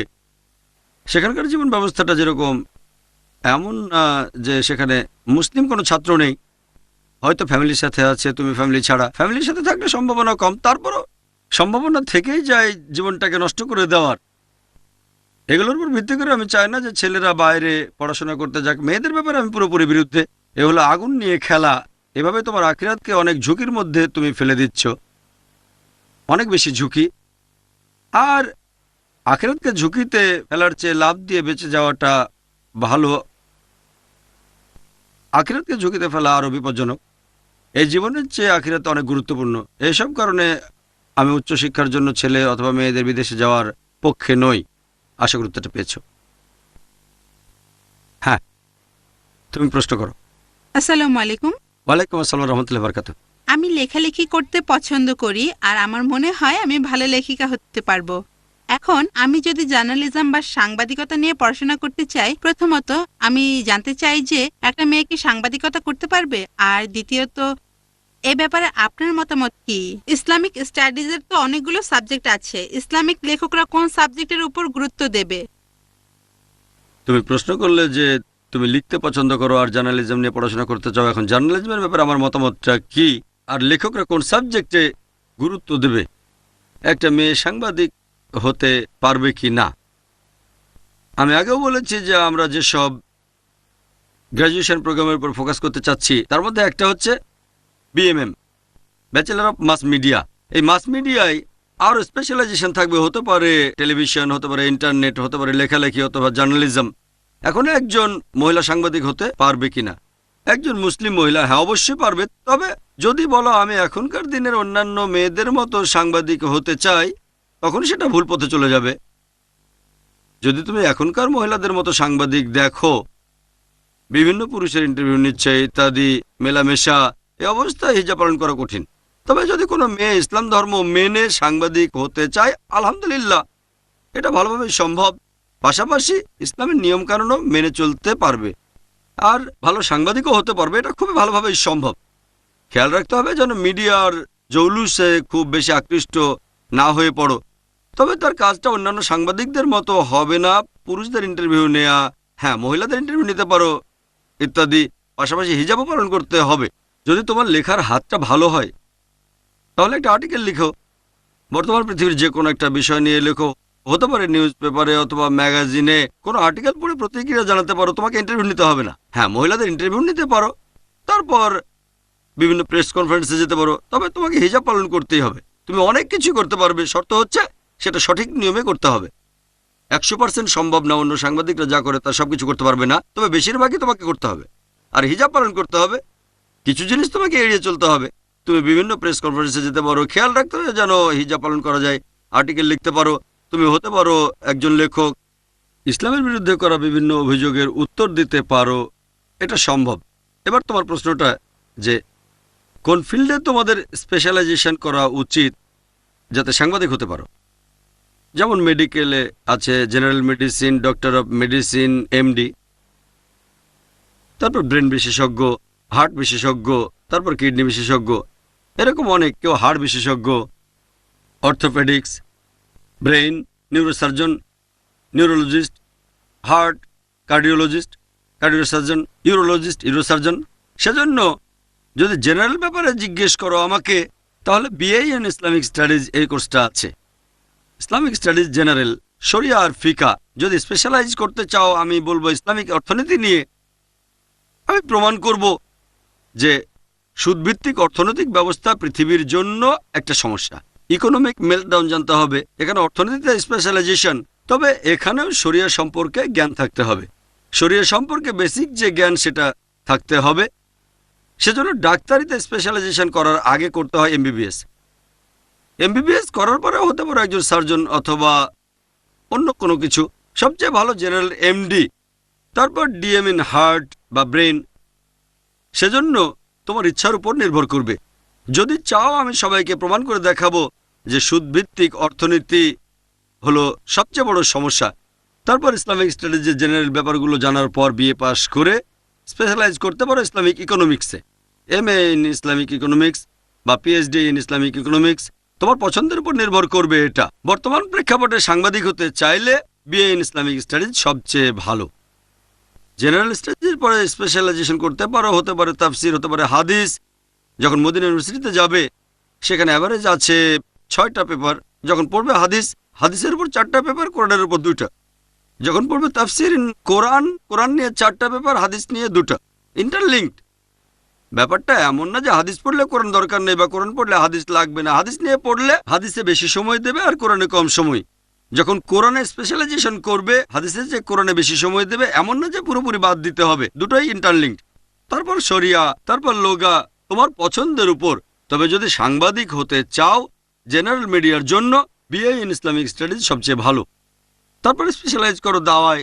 দাওয়া হলো 2 প্রকার। একটা মুসলিমদের সাথে আকীদা সম্পর্কে আলোচনা করা, আরেকটা অমুসলিমদের সাথে কথা বলে তাদের মনের ভুল দূর করা। এখানে আমি বলবো জেনারেল মিডিয়ার জন্য বিএ পড়ো, ইসলামিক স্টাডিজ, তারপর দাওয়ায় স্পেশালাইজেশন। কিভাবে অমুসলিমদের উত্তর দেবে, এতে করে ইসলামের বিরুদ্ধে বিভিন্ন অভিযোগের উত্তর দিতে পারবে আর ভুল ধারণাগুলো দূর করে দিতে পারবে। কারণ ইসলাম আর কম্পারেটিভ রিলিজিয়ন খুবই গুরুত্বপূর্ণ। যদি কম্পারেটিভ রিলিজিয়নের উপর ভিত্তি করে উত্তর দাও, সেটা আরও গ্রহণযোগ্য। পবিত্র কোরআনে আল্লাহ বলেছেন, সূরা ইমরান অধ্যায় নম্বর 3 আয়াত 64 বলা হয়েছে, তাআলাউ ইলা কালিমাতিন সাওয়াইন বাইনা বাইনাকুম। এসো সেই কথায় যা তোমাদের ও আমাদের মধ্যে এক। তাই আমার মধ্যে বিএ ইন ইসলামিক স্টাডিজ, দাওয়া আর কম্পারেটিভ রিলিজিয়ন খুবই গুরুত্বপূর্ণ। আশা করি উত্তরটা পেয়েছ। হ্যাঁ আনাস। আসসালামু আলাইকুম স্যার। ওয়ালাইকুম আসসালাম রহমতুল্লাহ বারাকাতুহু। 2 ধরনের ফিল্ডে পড়াশোনা করার ব্যাপারে কি বলবেন? যেমন সায়েন্স, আর্টস, কমার্স, আর অন্যদিকে মনে করেন দাওয়া অথবা সায়েন্স আর ইসলামিক স্টাডিজ, এ ব্যাপারে কি বলবেন? প্রশ্ন করলে যে দুটো আলাদা ফিল্ড নিয়ে পড়া, এ ব্যাপারে আমার মতামতটা কি। ইসলামিক ফিল্ডের পাশাপাশি সায়েন্স হয়তো এক প্রতিষ্ঠানে একটা, অন্য প্রতিষ্ঠানে আরেকটা, একই সাথে করা যাবে কিনা কঠিন হবে। কারণ আমাদের কোর্সগুলো ফুল টাইম। শুধু ফুল টাইমে না, সারাদিনও লেগে যায়। লোকে এটাকে বলে ডে স্কুল, 8টা থেকে 4:30 পর্যন্ত। তবে হিফজ করলে সেটা হয়ে যাবে 7:30 পর্যন্ত।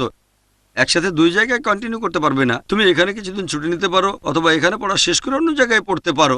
তবে একসাথে পড়াটা কঠিন। একসাথে আইএএস আর অন্য জায়গায় পড়া, এটা আমাদের ক্লাসগুলো অনেক লম্বা। হ্যাঁ, পার্ট টাইম কিছু পড়তে পারো, ফুল টাইম না।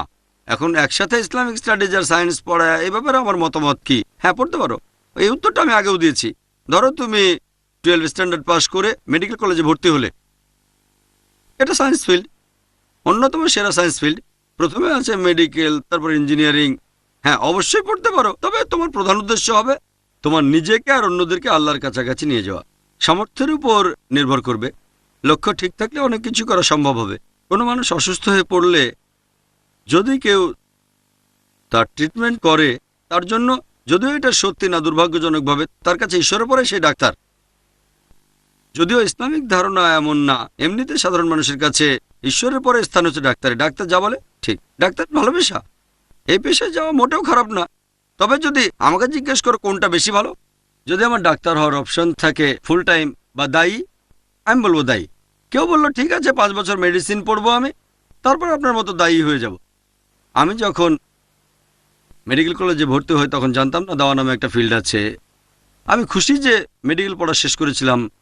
তারপর শেখ দিদাদের সাথে পরিচয় হলো, তোমরা হয়তো জানো। আমি যখন সেকেন্ড ইয়ারে বোম্বের নায়ার হাসপাতালে, তখন দাওয়ার কাজ আমি শুরু করেছিলাম। তারপর যখন ডাক্তারি পাশ করলাম, অনেক সময় হয়তো তোমাদের বাবা মার ইন্টারভিউ নিয়েছি, হয়তো তোমার না অন্য কারো। প্রশ্ন করতাম আপনি কি চান, ছেলে বড় হয়ে কি হবে, মেয়ে বড় হয়ে কি হবে, বেশিরভাগই বলতো ডাক্তার। হ্যাঁ ডাক্তার, বাইরে সবাই এটাই মনে করে আমি সেখান থেকে এসেছি যে ডাক্তার মানে শ্রেষ্ঠ। আমাদের সমাজেও এই পেশার মানুষদের সম্মানটা অনেক বেশি, আমি এটার বিরুদ্ধে না। এরপর অনেক বাবা মা বলতো ডাক্তার হবে আর পার্ট টাইম দায়ী। ঠিক আছে, ডাক্তার কেন, ফুল টাইম দায়ী না কেন, আমি চাই ছেলে আপনার মতো হোক। বাবা মা বলে আমাকে আমার মতো। বলতাম দেখেন, আমি তখন মেডিকেল ডাক্তার আর দায়ীর গুরুত্বটাই বুঝতাম না। তারা বলে যখন ডাক্তার কথা বলে সবাই তার কথা শোনে, আপনার মতো হবে, অনেক লোক আপনার কথা শোনে। আমি তাদের বলতাম তোমার বাবা মা অথবা তোমার সহপাঠীর বাবা মা, আমি তাদের বলতাম ঠিক বলেছেন, ডাক্তার যখন কথা বলে মানুষ শোনে, তবে এটা নিচু স্তরে। ধরো একজন নিচু স্তরের দায়ী কথা বলছে, হয়তো 20 জন আসবে, 20 বা 25 জন লোক আসবে। আর ডাক্তার কথা বললে 20-25 জনের বদলে হয়তো 40 জন আসবে। হ্যাঁ আমিও একমত, সন্দেহ নেই। তবে একটা স্তরে উঠে গেলে যখন হাজার হাজার দর্শক আসবে, কেউ ডিগ্রি জিজ্ঞেস করবে না, ডিগ্রি কেউ দেখবে না। শেখ দিদাতকে দেখেন, আহমেদ দিদাত ক্লাস 6 পর্যন্ত পড়েছিলেন, কেউ জিজ্ঞেস করেছিল আপনার কোন ডিগ্রি আছে, আপনি কি ডাক্তার, কোন ইসলামিক মাদ্রাসায় গেছেন, আলিম ডিগ্রি আছে? না, কারণ তিনি সেই স্তরটা পার হয়েছেন। যদি চান ছেলে নিচু স্তরে দায়ী হবে, তাহলে ডাক্তারের পাশাপাশি দায়ী। আমার ক্ষেত্রে তোমাদের কি মনে হয় আমি ডাক্তার বলে লোক আমার কথা শুনে? অনেকে মনে করে আমি পিএইচডি ডক্টর। আমি শিওর 1%-এরও কম লোক আমি ডাক্তার বলে এখানে কথা শুনতে এসেছে। ডাক্তার অনেকেই আছেন যারা লেকচার দেন, এখানে 25 জনের বদলে 40 জন আসবে, এটা মানছি। ডাক্তার লেকচার তো ইসলাম নিয়ে কথা বলবে, কিন্তু উপরের স্তরে গেলে কেউ জিজ্ঞেস করবে না দারুল উলুম থেকে পাশ করেছেন, আপনি কি ডাক্তার, আপনি কি ইঞ্জিনিয়ার, আপনি কি গ্র্যাজুয়েট স্কুল পাশ করেছেন। আহমেদ দিদাত সবচেয়ে সেরা দৃষ্টান্ত, ক্লাস 6 পর্যন্ত পড়েছেন। তিনি খ্রিস্টান যাজক সম্প্রদায়কে চ্যালেঞ্জ করেছিলেন। তারা ছিল পৃথিবীর মধ্যে সেরা বক্তা, যেমন জিমি সোয়াগার্ট। আমার ক্ষেত্রেও আমি এরকম মনে করি না, হয়তো দর্শকদের 1%-এরও কম আমি ডাক্তার বলে আমার কথা শুনতে আসে। 1%-এরও কম, 0.1 না 0.01 আল্লাহ জানেন। যদি আপনার ছেলেকে উচ্চ স্তরের দায়ী বানাতে চান, ডাক্তার হওয়া আবশ্যক না। আসল হলো কিভাবে ইসলামকে তুলে ধরবেন, বিজ্ঞান আর যুক্তির সাহায্যে। আরবি সম্পর্কে জ্ঞান থাকাটা ইম্পর্টেন্ট। আমি জানি সীমাবদ্ধতা কোথায়, সেজন্য আমি আমার ছেলেকে ডাক্তার বানাতে চাই না। লেকচার দিতে মেডিসিনের যেগুলো জানতে হবে সেটা ওকে আমি কয়েক মাসে শিখিয়ে দেবো, ব্যাস। 4.5 বছর পড়বে কেন? আমার ছেলে কেন 4.5 বছর সময় ব্যয় করবে? দিনে 15-16 ঘন্টা পড়বে, ক্রেজি। 5.5 বছর আমি এটা করতে দেব না। আমি করেছি আলহামদুলিল্লাহ, আল্লাহ যেটা করেছেন সেটাই ভালোর জন্যই। কিন্তু পরে যখন জানতে পারলাম, এমন না যে আমি সেন্ট পিটার্সে পড়েছি তাও আমার ছেলেকেও পড়তে হবে। আমি জানি আমার সীমাবদ্ধতা কি। আমি নিজেকে শ্রেষ্ঠ বলে মনে করি না। আমি আরবি ভাষায় কথা বলতে পারি না, তাই ঠিক করেছি শুধু আমার ছেলে নয়, সব ছেলে মেয়েই, তারা সবাই আমার সন্তান, এরা আরবিতে কথা বলতে পারে। আর আমি লোকজনকে প্রায় বলি আমি আইএএস-এর ছেলে মেয়েকে 100 গুণ ভালো প্ল্যাটফর্ম দেব, অনেক বেশি সুযোগ দেব। আমি স্কুল কলেজে যা পেয়েছি তার চেয়েও বেশি দেব। এই প্রতিশ্রুতি নিয়ে স্কুল শুরু করেছি, যাতে 100 গুণ ভালো প্ল্যাটফর্ম দিতে পারি। তারা ভবিষ্যতে কি হবে সেটা আল্লাহর হাতে, আপনার আমার হাতে নেই। আল্লাহ সাহায্য করলে পারবে। এভাবে দেখলে আমি আরবিতে কথা বলতে পারি না, তাহলে আরবি ভাষা জানাটা মেডিসিন জানার চেয়ে অনেক বেশি ভালো। তুমি লেকচারে মেডিসিন নিয়ে কথা বলবে, আমি সেগুলো লিখে দেবো, তুমি জেনে বিভিন্ন প্রশ্নের উত্তর দেবে। এটা পড়তে হয়তো 3-4 দিন সময় লাগবে। সায়েন্স কঠিন না, যা কিছু দরকারি সেগুলো জানবে, এগুলো জানা ভালো। দায়ীর জন্য ডাক্তারি সার্টিফিকেট আসলে কিছুই না, ছোট দায়ীর জন্য ঠিক আছে। একইভাবে ইসলামিক স্টাডিজের ক্ষেত্রে কি কি লাগবে। আর এখন আমাদের ছাত্রছাত্রীরা এমন কিছু জানে যা আমি এখনো জানি না। বিশেষ বিশেষ কিছু দোয়া, তোমরা এই সুযোগটা পেয়েছো, আলহামদুলিল্লাহ। তোমাদের অনেকেই কোরআনে হাফেজ, কিন্তু আমি নই। আমি আরবিতে কথা বলতে পারি না। অনেক হাফেজ আছে, হয়তো 100 জন, মাশাল্লাহ। স্কুলের 4 ভাগের 1 ভাগ কোরআন সম্পর্কে আমার চেয়ে বেশি জানে। বেশিরভাগই আমার চেয়ে ভালো জানে আরবি। তবে সবকিছুর মধ্যে আল্লাহর সাহায্য 1 নম্বরে। যদি আমার মতামত চাও, অনুমতি আছে, দুটো পড়তে পারো। তবে নিয়ত থাকবে দাওয়া দেয়া। যদি নিয়ত থাকে যে আমি পৃথিবীতে খ্যাতি চাই, তারপর পৃথিবীতে ধন সম্পদ চাই, আমি মানছি এটা হতে পারে খ্যাতি। আল্লাহ চাইলে দিতে পারেন খ্যাতি। আমাদের নবী মুহাম্মদ সাল্লাল্লাহু আলাইহি ওয়াসাল্লামকে আল্লাহ সবচেয়ে বেশি খ্যাতি দিয়েছিলেন। সে সময় নবীকে আরবের লোকজন বলেছিল, তোমাকে পৃথিবীর মধ্যে সবচেয়ে ধনী বানিয়ে দেবো, আরবের রাজা বানাবো। নবী বলেছিলেন, যদি আমার ডান হাতে সূর্য দাও আর বাম হাতে চাঁদ এনে দাও, তারপরও ইমান ত্যাগ করব না। এজন্যই তিনি পৃথিবীতে সবচেয়ে ধার্মিক মানুষ। এখানে বুঝতে হবে, যদি আল্লাহর পথে নিজেকে উৎসর্গ করো, আমার মতে সেক্ষেত্রে দাওয়ার স্পেশালাইজেশন করা সবচেয়ে ভালো।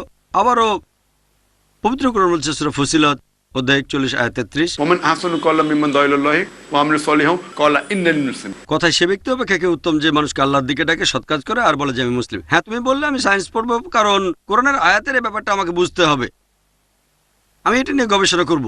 হ্যাঁ, এই নিয়তে সায়েন্স পড়লে আমি বিজ্ঞানী হব। কোরআনের এই আয়াতের ব্যাখ্যা কেউ দিতে পারেনি, আমার বিশ্বাস ব্যাপারটা এরকম হবে। তারপর সায়েন্স পড়লে আর একজন বিজ্ঞানী হয়ে গেলে, যাতে মানুষ ভালোভাবে কোরআন বুঝতে পারে, আমি তোমার পক্ষে আছি। এটাই শ্রেষ্ঠ পেশা। আবার যদি বলো কিছুটা সায়েন্স আর কিছুটা দাওয়া দেব, এটা হলো আলহামদুলিল্লাহ ভালো। তাদের চেয়ে যারা শুধুমাত্র ডাক্তার হতে চায় ইসলাম বাদ দিয়ে, যারা ইসলাম বাদ দিয়ে শুধুমাত্র ইঞ্জিনিয়ার হতে চায়, সবাই নিজেকে উঁচু অবস্থানে দেখতে চায়, এখানে তোমাদের উদ্দেশ্য হবে সেরা হওয়া। আর নিয়তটা খুবই গুরুত্বপূর্ণ, কেন এটা করতে চাও। আশা করি উত্তরটা পেয়েছো। ওয়াখির দাওয়ানা আলহামদুলিল্লাহি রাব্বিল আলামিন। আলহামদুলিল্লাহ ওয়াসসালাতু ওয়াসসালাম আলা রাসূলিল্লাহ ওয়া আলা আলিহি ওয়া সাহবিহি আজমাইন, আম্মা বাদ। আউযু বিল্লাহি মিনাশ শাইতানির রাজীম। বিসমিল্লাহির রহমানির রহিম। ওমান আহসানু কওলাম মিম্মান দাআ ইলাল্লাহি ওয়া আমিলা সলিহান ক্বালা ইন্নানি মুসলিম। রাব্বি ইশরাহ লি সাদরি ওয়া ইয়াসসির লি আমরি ওয়াহলুল উকদাতাম মিন লিসানি ইয়াফকাহু কাওলি। সবাইকে স্বাগত জানাই ইসলামিক সম্ভাষণে। আসসালামু আলাইকুম ওয়া রাহমাতুল্লাহি ওয়া বারাকাতুহু। আল্লাহর দয়া, শান্তি এবং রহমত সকলের উপর বর্ষিত হোক। গতকাল সন্ধ্যায় ইসলামিক ইন্টারন্যাশনাল স্কুলের হেড বয় আমাকে অনুরোধ করেছে যে আইএএসের ক্লাস 10-এর ছাত্ররা আমার সাথে একটা সেশনে বসতে চায়, সেখানে তারা তাদের ক্যারিয়ার সম্পর্কে প্রশ্ন করবে। বললাম, ঠিক আছে, তোমাদের প্রশ্নগুলো তোমরা রেডি করো। ক্যারিয়ার সম্পর্কে তোমাদের যে প্রশ্নগুলো আছে, সেজন্য আজকে ইসলামিক ইন্টারন্যাশনাল স্কুলের ক্লাস 10-এর ছাত্রছাত্রীরা এখানে উপস্থিত হয়েছে। আশা করি তোমরা তোমাদের প্রশ্নগুলো রেডি করেছো। আমরা 1 থেকে 1.5 ঘন্টার একটা সেশন করব। প্রশ্নগুলো যেন শুধু ক্যারিয়ারের উপরে হয়ে থাকে। ইসলাম আর কম্পারেটিভ রিলিজিয়ন নিয়ে যে প্রশ্ন আছে বা ফিকা মাসাইল নিয়ে প্রশ্ন পরে হবে। এখন সেশনটা শুধুমাত্র ক্যারিয়ার গাইডেন্সের উপরে, তোমাদের ভবিষ্যৎ সম্পর্কে, স্কুল থেকে পাশ করার পরে কি করবে, বা কলেজ, আইজিসিএসসি পাশ করে কোন জায়গাটাতে তোমরা বেশি সময় দেবে, এগুলো সম্পর্কে বিভিন্ন প্রশ্ন করবে। কোথায় বেশি সময় দেবে, স্কুল কলেজ শেষ করে অথবা গ্র্যাজুয়েশন। এখন আলোচনা এগুলো নিয়েই। আসসালামু আলাইকুম। ওয়ালাইকুম আসসালাম রহমতুল্লাহ বারকাতুহু। আমার প্রশ্ন হলো, ক্লাস 10-এর পরে আমরা 3টা স্ট্রিট পাচ্ছি, সায়েন্স, আর্টস, কমার্স। এখন মনে করেন যে আমার ফোকাস আর্টসের উপর। এখন কেউ যদি সায়েন্স নিয়ে পড়তে চায় কলেজ পাশ করার পর, এদিকে সে আবার এই শিক্ষা প্রতিষ্ঠানের সাথে যুক্ত থাকতে চায়, তাহলে এমন অবস্থায় সে কি করতে পারে? যদি সে মেডিসিন নিয়ে পড়তে চায়, কিন্তু সে দেখল যে মেডিসিন এখানে পড়ানো হয় না, তখন সে কি করতে পারে? মোহাম্মদ আলী প্রশ্ন করলে যে 11-12 স্ট্যান্ডার্ডে 3টা স্ট্রিম আছে, আর্টস, কমার্স, সায়েন্স। আর আমাদের গ্র্যাজুয়েশন কোর্সগুলোর বেশিরভাগের সাথে সম্পর্ক হচ্ছে আর্টসের। তবে 100% না, কারণ যদি বিএড করতে চাও সায়েন্সে, তখন সায়েন্স লাগবে, তাই বলুন ওখানে সায়েন্স নেই। যদি সায়েন্সে বিএড করতে চাও তাহলে পড়বে সায়েন্স, তারপরে করবে বিএড, কারণ বিএড 3টা স্ট্রিমেই আছে, আর্টস, কমার্স, সায়েন্স। যদিও আর্টসই বেশি কমন। একজন আর্টস বিএড অনেক সাবজেক্ট পড়াতে পারে, সায়েন্স পিরিয়ডের চেয়ে সায়েন্স হলে পড়াতে পারবে ফিজিক্স, কেমিস্ট্রি, বায়োলজি আর নিচু লেভেলের সায়েন্স। চাইলে ম্যাথসও পড়াতে পারো, সমস্যা নেই। তবে বিএড আর্টসই বেশি কমন। তবে কেউ হয়তো মেডিসিন পড়তে চায়, আমাদের এখানে কি অপশন আছে? এখন হয়তো 5টা অপশন, তবে হাজার অপশন আছে। টার্গেট করবে সেটাই যেটা বেশি গুরুত্বপূর্ণ। আল্লাহ আমাদের সামর্থ্য দিলে সবগুলো অপশনই চালু করব ইনশাআল্লাহ। সেটা কখন হবে? আমার জীবনে হবে নাকি পরের জেনারেশনে, এই সেঞ্চুরি না পরের সেঞ্চুরি, সেটা আল্লাহ ভালো জানেন। তবে নিয়ত আছে। এখন আমরা সেই কোর্সগুলো রেখেছি যেগুলো আমাদের মতো মুসলিম উম্মার জন্য গুরুত্বপূর্ণ। প্রথমে টার্গেট করো যেটা বেশি গুরুত্বপূর্ণ। এই 5টা ব্রাঞ্চকে এখন আমরা বেশি গুরুত্বপূর্ণ বলে মনে করছি। যদি ডাক্তার হতে চাও তাহলে এখান থেকে এ লেভেল পাস করো, 12 স্ট্যান্ডার্ড মেডিকেল কলেজে ভর্তি হয়ে যাও। আর এজন্য তোমাকে সিইটি এক্সাম দিতে হবে যদি ভারতে হয়ে থাকে। বিদেশে গেলে তাদের টেস্টগুলো দিতে হবে, ফরেন এন্ট্রান্স এক্সাম। এখানে দেবে সিইটি এক্সাম। তারপর ইসলামিক ব্যাকগ্রাউন্ডটা ছেড়ে দিতে হবে। আমি এমন কোনো মেডিকেল কলেজের কথা জানি না যার পরিবেশ ইসলামিক। তবে এরকম কলেজে পড়েও একজন ছাত্র নিজেকে সরল পথে রেখে ডাক্তারি পাশ করতে পারে। তুমি ডাক্তার হওয়ার পাশাপাশি পার্ট টাইম দায়ী হতে পারো, আগেও বলেছি এই কথাটা। কিন্তু যদি বলো মেডিসিন পড়বো তারপর ফুল টাইম দায়ী, সময় নষ্ট করো না।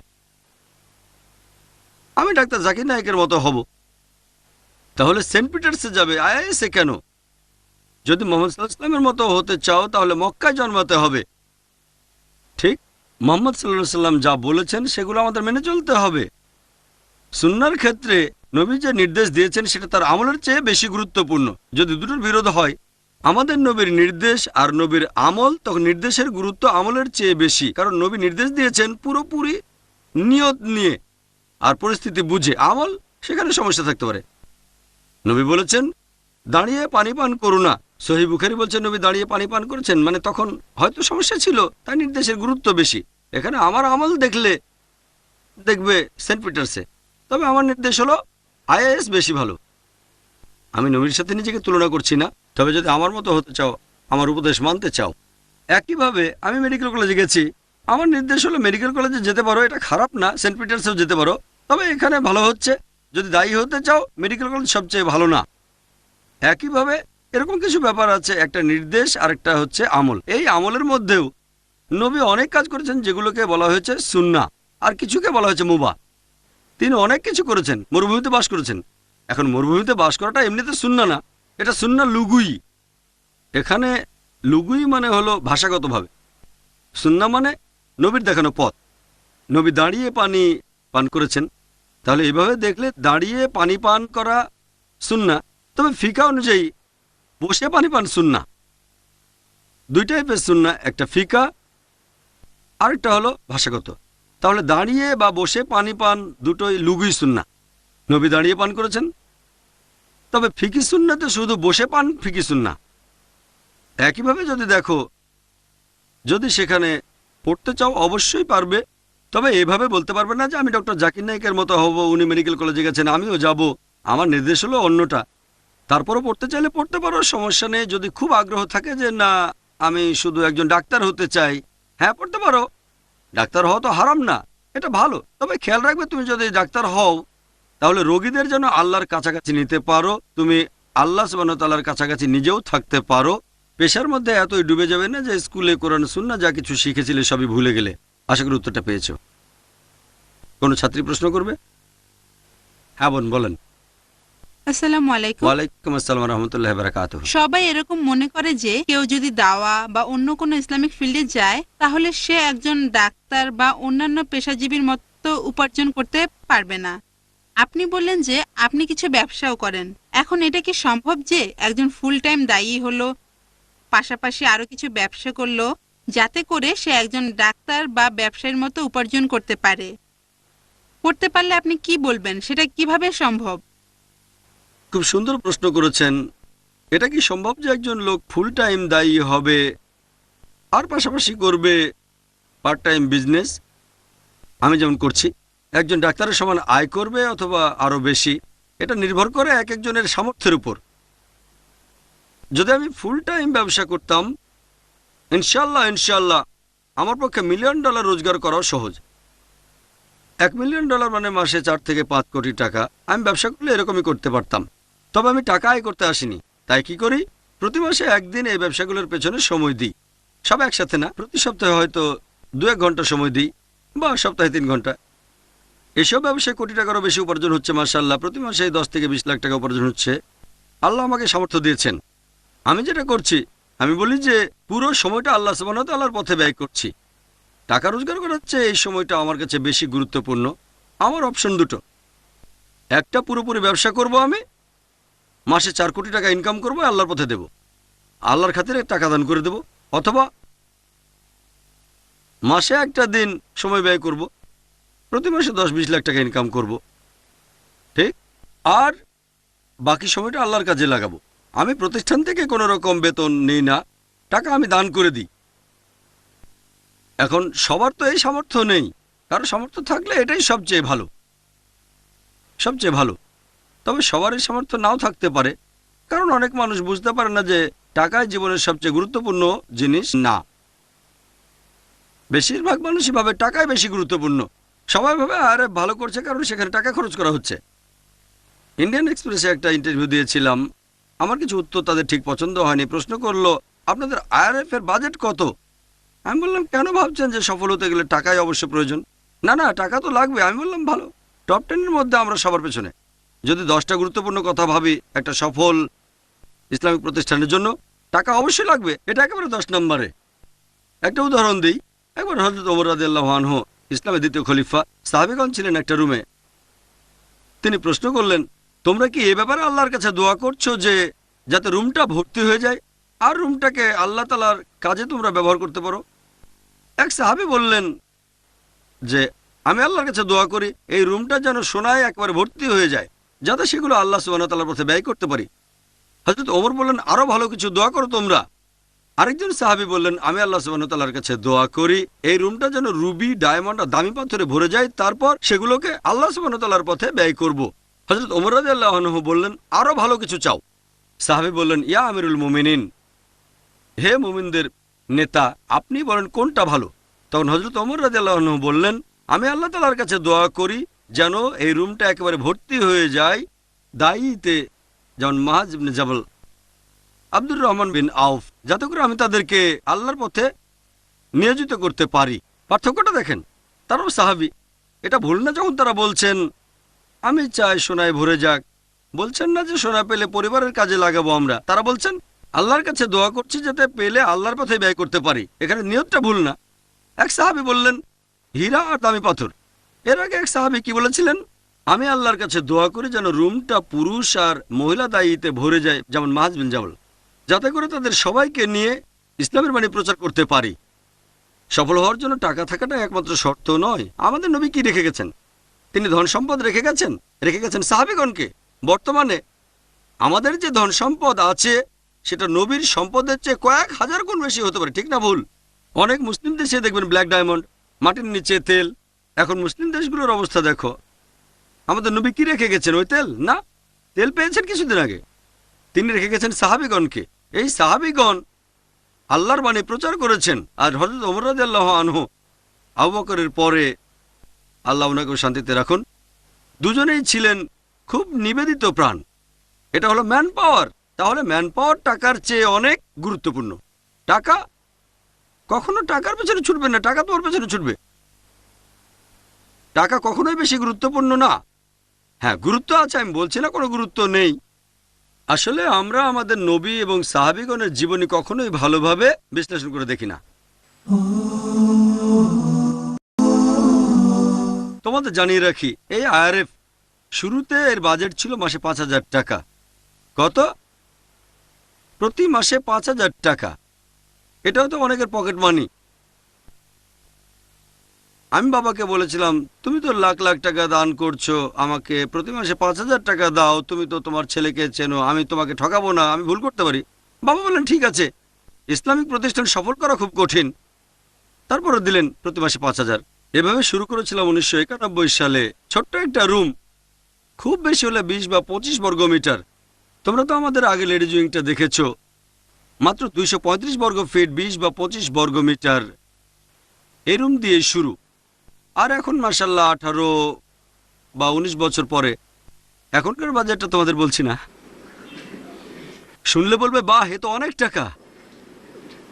তখন মাত্র একজন লোককে চাকরি দিতে চাইলে 1000 টাকা চাই, তো অনেক বেশি। আমার বন্ধুর ভাই একজন, না মাসে 600 টাকা দেবো, আমরা মিটিং করেছি, আমরা 600 দিতে চাচ্ছি, উনি চাচ্ছেন 1000, সেজন্য মিটিং করেছিলাম তাকে 1000 টাকা বেতন দেবো কিনা।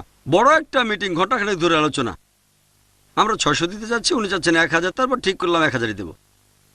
তখন ছিল একজন কর্মকর্তা। তারপর আল্লাহর সাহায্যে শুরু করলাম। এখানে আসলে প্রয়োজন ম্যান পাওয়ার, টাকার চেয়ে গুরুত্ব হচ্ছে ম্যান পাওয়ারের বেশি। এবারে আমি বোনের প্রশ্নটাতে আসি যে এটা কি সম্ভব? হ্যাঁ সম্ভব, তবে একটা ব্যাপার আছে, প্রত্যেক মানুষের পক্ষে এটা সম্ভব না আমাদের নবীকে অনুসরণ করা পুরোপুরি। নবী হলেন নবী, সরাসরি আল্লাহর সাহায্য। হযরত ওমর রাদিয়াল্লাহু আনহুর একই ব্যাপার, আব্দুর রহমান বিন আউফের একই ব্যাপার। বলা হতো তিনি যা স্পর্শ করেন তাই শোনা হয়ে যায়।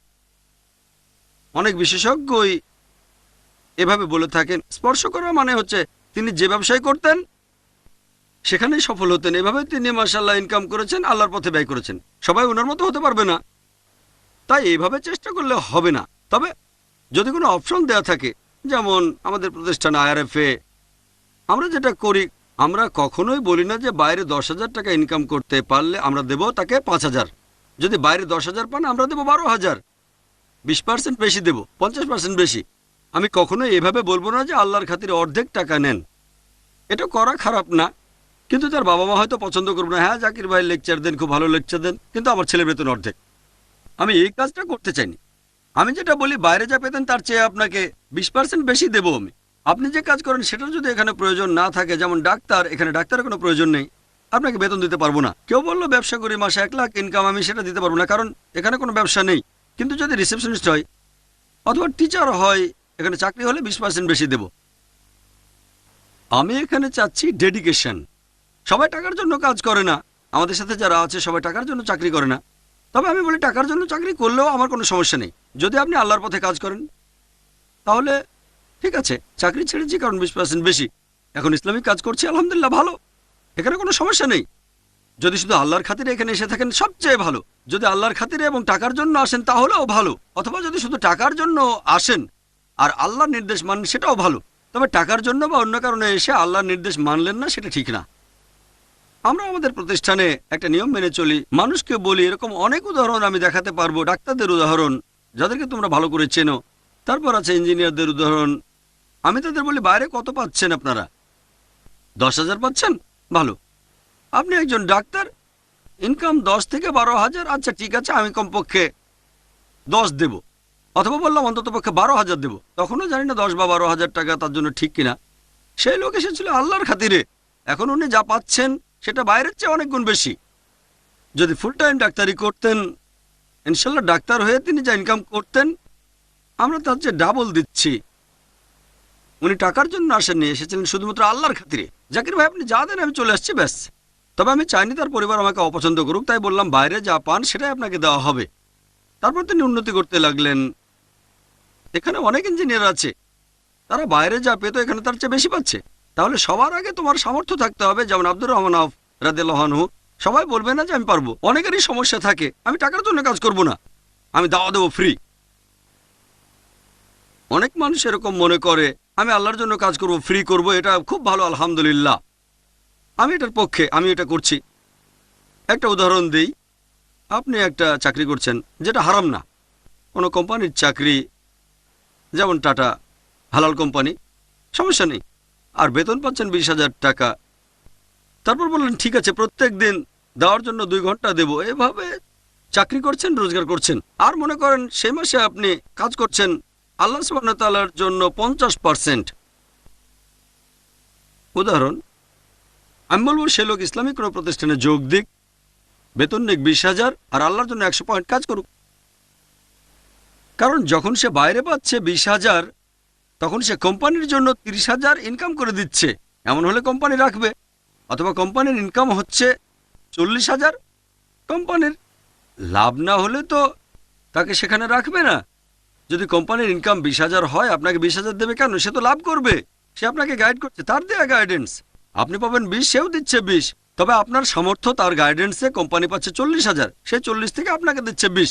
তার চেয়ে চাকরি করেন কোনো ইসলামিক প্রতিষ্ঠানে, 20,000 বেতন নেন, বেশি আশা করবেন না, আর আল্লাহর জন্য আপনি 100 পয়েন্ট কাজ করেন। তাহলে কি হচ্ছে, ওখানেও 20 পাচ্ছেন, এখানেও 20 পাচ্ছেন। ওখানে আল্লাহর জন্য করছেন 50 আর এখানে করছেন 100 পয়েন্ট। তাহলে এই লোক সব তার চেয়ে বেশি পাবে যে বাইরে কাজ করছে আর 2 ঘন্টা ফ্রি দিচ্ছে। বুঝতে পেরেছ? তাহলে এখানে নেট রেজাল্টটা হচ্ছে, আবার যদি এখানে কাজ করে 50,000 টাকা দাবি করে তাহলে বেশি হয়ে যাবে। বাইরে আপনার ভ্যালু 20, এখানে যাচ্ছেন 50, কেন নিয়ত ঠিক নেই। তবে যদি কেউ 30 দেয় সমস্যা নেই, কেউ 50 দিলেও করতে পারে। কিন্তু যদি দাবি করে, ভালো করেই জানে তার ভ্যালু 20, তার মানে সে এটা করছে শুধু টাকার জন্য। যদি শুধু টাকার জন্যই করতে আসে তাহলে সে আখিরাতে সওয়াব পাবে না। কিন্তু যদি দুটোর জন্যই আসে, হয়তো আল্লাহ দুটোই দেবেন, ইহকাল আর পরকাল।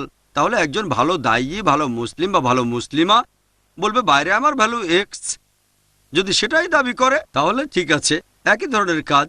কিন্তু যদি দাবি করে 2x বা 3x, 1.5x, ঠিক নেই। আপনাকে যে চাকরি দিচ্ছে সে যদি বেশি দেয় সেটা তার ব্যাপার। এখন অনেক মানুষের হয়তো এরকম সুযোগ নেই। কারো আছে, যেমন আব্দুর রহমান বিন আউফ রাদিয়াল্লাহু আনহু, অথবা সেই আমলের সাহাবীগণ বা মুহাম্মদ সাল্লাল্লাহু আলাইহি সাল্লাম পার্ট টাইম কিছু করতে পারতেন। কারো হয়তো আছে। যদি সেই কাজটা করার চেষ্টা করেন তাহলে কি হবে? আগে হয়তো আল্লাহর জন্য 100 পয়েন্ট কাজ করতেন, এখন করবেন 10 পয়েন্ট আল্লাহর জন্য। অনেকে বলে, ভাই জাকির আমি ভলেন্টিয়ার হব। ভলেন্টিয়ারদের বোঝাতে আমার সময় নষ্ট করতে হবে। আমার সময় গুরুত্বপূর্ণ, তাই বলি ভলেন্টিয়ার লাগবে না ভাই, দরকার হলে জানাবো। বিভিন্ন কনফারেন্সে আমাদের ভলেন্টিয়ার প্রয়োজন হয়, তখন অনেক ভলেন্টিয়ার থাকে, তখন নেওয়া যেতে পারে। কিন্তু রিসেপশনিস্ট হিসেবেও কি একজন ভলেন্টিয়ার রাখবো? একদিন একজন, তারপরের দিন আরেকজন, তারপরের দিন আরেকজন। প্রফেশনাল কাজ এভাবে হয় না। নিচু স্তরও হতে পারে।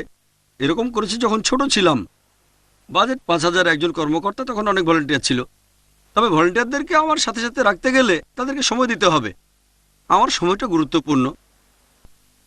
তাহলে বুঝতে হবে আমরা একসাথে কাজ করতে পারি, তবে সবার হয়তো সামর্থ্য নেই।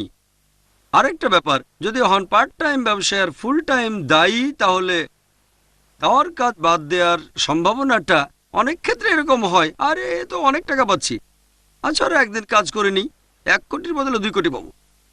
আরেকদিন কাজ করি। টাকার প্রতি এই ভালোবাসা, এইটা সামলানো খুবই কঠিন মানুষের জন্য।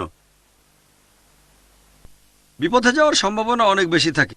আচ্ছা ঠিক আছে, প্রতি মাসে একদিন, আর একদিন কাজ করি, কি হবে, সমস্যা নেই। আরেকদিন করলেই তো 2 কোটি পাবো, 1 কোটি তো হয় না। তারপর 3। আমাদের নবী মুহাম্মদ সাল্লাল্লাহু আলাইহি ওয়াসাল্লাম বলেছেন, যদি আল্লাহ কোনো মানুষকে একটা সোনার পাহাড় দান করেন সে আরো একটা চাইবে, আল্লাহ 2টো সোনার পাহাড় দান করলে সে আরো একটা চাইবে। এভাবে মানুষের চাহিদার কোনো সীমা পরিসীমা নেই। আমাদের বুঝতে হবে যে খুব কম মানুষই জীবনে টাকার মোহ থেকে বেরিয়ে আসতে পারে, সবাই পারবে না। তাই ভালো হয় আপনি ফুল টাইম দেওয়ার কাজ করেন। আপনি জানেন প্রতিষ্ঠান আপনার সামর্থ্যকে কাজে লাগাবে। যদি মনে করেন আপনার সামর্থ্য অনুযায়ী কেউ বেতন দিতে পারবে না, আপনার যে সামর্থ্য আছে সেটা দেওয়ার কাজে লাগবে না, তখন যদি কোনো প্রতিষ্ঠানে যান যে আমি এই কাজে বিশেষজ্ঞ একজন, অথবা আমি বিশেষজ্ঞ হয়তো ইঞ্জিনিয়ারিংয়ে, সেটার এখানে কোনো দরকার নেই। কিন্তু যদি বাইরে চাকরি করেন, হয়তো টাটা কোম্পানি অথবা রিলায়েন্স কোম্পানি অথবা বিড়লা কোম্পানি, তাহলে হয়তো 50,000 পাবেন আপনি। ইসলামিক প্রতিষ্ঠানে গেলে হয়তো পাবেন 10,000 টাকা। এরকম হলে বলবো ঠিক আছে, আপনি বাইরে কাজ করেন আর প্রত্যেক দিন দেন 1 ঘন্টা বা সপ্তাহে 1 ঘন্টা, ঠিক আছে। অথবা অর্ধেক দিন কাজ করলেন আর 25,000 টাকা পেলেন, তাও ঠিক আছে। আমি আমার স্টাফদের বলি, আল্লাহ সবকিছু জানেন। এখন আমাদের মাশাআল্লাহ কয়েকশো staff, low level, mid level, higher level. আপনি আগে জানেন না, হয়তো আমার চেয়ে সওয়াব বেশি পাবেন। আমি ফ্রি কাজ করছি তার মানে এই না যে আমি অবশ্যই আপনার চেয়ে বেশি সওয়াব পাবো। এ কথা বলতেই পারি না। বলতে পারেন না আমি ফ্রি কাজ করছি, বেশি সময় কাজ করছি, গড়ে প্রতিদিন 18 ঘন্টা দিচ্ছি, 17-18 ঘন্টা। ছুটির দিনগুলো বাদ দিলে দেখবেন দিনে 20 ঘন্টারও বেশি গড়ে। অন্যান্য স্টাফরা সাপ্তাহিক ছুটি পায়, এছাড়াও মাসে 2টো ছুটি পেইড লিভ, 24 দিন অফিস করে। আমি প্রতি মাসে 28-29 দিন অফিস করি। 4টা ছুটির দিন বাদ দিয়ে যদি ভাগ করে দেখেন, দিনে 20 ঘন্টারও বেশি। এখন বলতে পারবো না যেহেতু বেশি সময় ধরে কাজ করি, যেহেতু ফ্রি কাজ করি, বিভিন্ন ফাউন্ডেশনে টাকা দান করি, তাই সব বেশি পাবো। এটা আল্লাহ জানেন। আল্লাহ আমাকে সবকিছু দিয়েছেন ফ্রি। জানি না হয়তো আমাদের প্রতিষ্ঠানে যে আমাকে সাহায্য করছে সে আমার চেয়ে সব বেশি পাচ্ছে। হতে পারে হেল্পার, হতে পারে অ্যাডমিনে আছে, হতে পারে একজন ম্যানেজার। আল্লাহ সবকিছু ভালো জানেন। তিনি প্রত্যেক মানুষকে একটা নির্দিষ্ট সামর্থ্য দিয়েছেন। আগে থেকে জানলে তো আরাম করতাম। বলতে পারবো না যে এতক্ষণ ধরে জার্নি করেছি, এত সময় ব্যয় করেছি, আমার বেহেশত কনফার্ম, এটা বলতে পারবো না। আমরা আল্লাহর কাছে দোয়া করব, আল্লাহ আমাকে বেহেশতে নিও। সেজন্য আল্লাহ আপনার সামর্থ্য আর সুযোগ সুবিধা বিবেচনা করে তারপর আপনাকে পুরস্কার দেবেন। আমি বলি আল্লাহ আমাকে অনেক সুযোগ সুবিধা দিয়েছেন, প্রতিদানে যা করছি সেটা অনেক কম, এই কারণে আমি আরো চেষ্টা করে যাচ্ছি। আল্লাহ আমাকে অনেক সুযোগ সুবিধা দিয়েছেন, হতে পারে সেটা সামর্থ্য অথবা টাকা, সে যাই হোক না কেন, এজন্য আমাকে বেশি জবাবদিহি করতে হবে। ব্যাপারটা এমন না যে বেশি কাজ করেছি বলে সব বেশি পাবো আমি, এটা নির্ভর করছে আল্লাহর উপর। আল্লাহ যদি আমাকে দিয়ে থাকেন সেটা হচ্ছে আল্লাহর দয়া। হাজা মিন ফজলে রাব্বি, এর কারণ হচ্ছে আল্লাহর ফজল, আল্লাহ সুবহানাহু ওয়া তাআলার দয়া, এটা আমার প্রাপ্য না। যদি এই নিয়তে কোনো পেশায় যান, কোনো চাকরি নেন, এরকম ভাববেন না যে আমি ফ্রি কাজ করব অথবা কত পাবো। এভাবে সামর্থ্যের বিচারে আল্লাহর জন্য যতখানি ত্যাগ করতে পারেন সেটাই আসল। আশা করি উত্তরটা পেয়েছেন। ওয়া আখিরি দাওয়ানা আলহামদুলিল্লাহি রাব্বিল আলামিন। Up in a cell away from his family. Is there a father in this world who would not defend justice and rights till the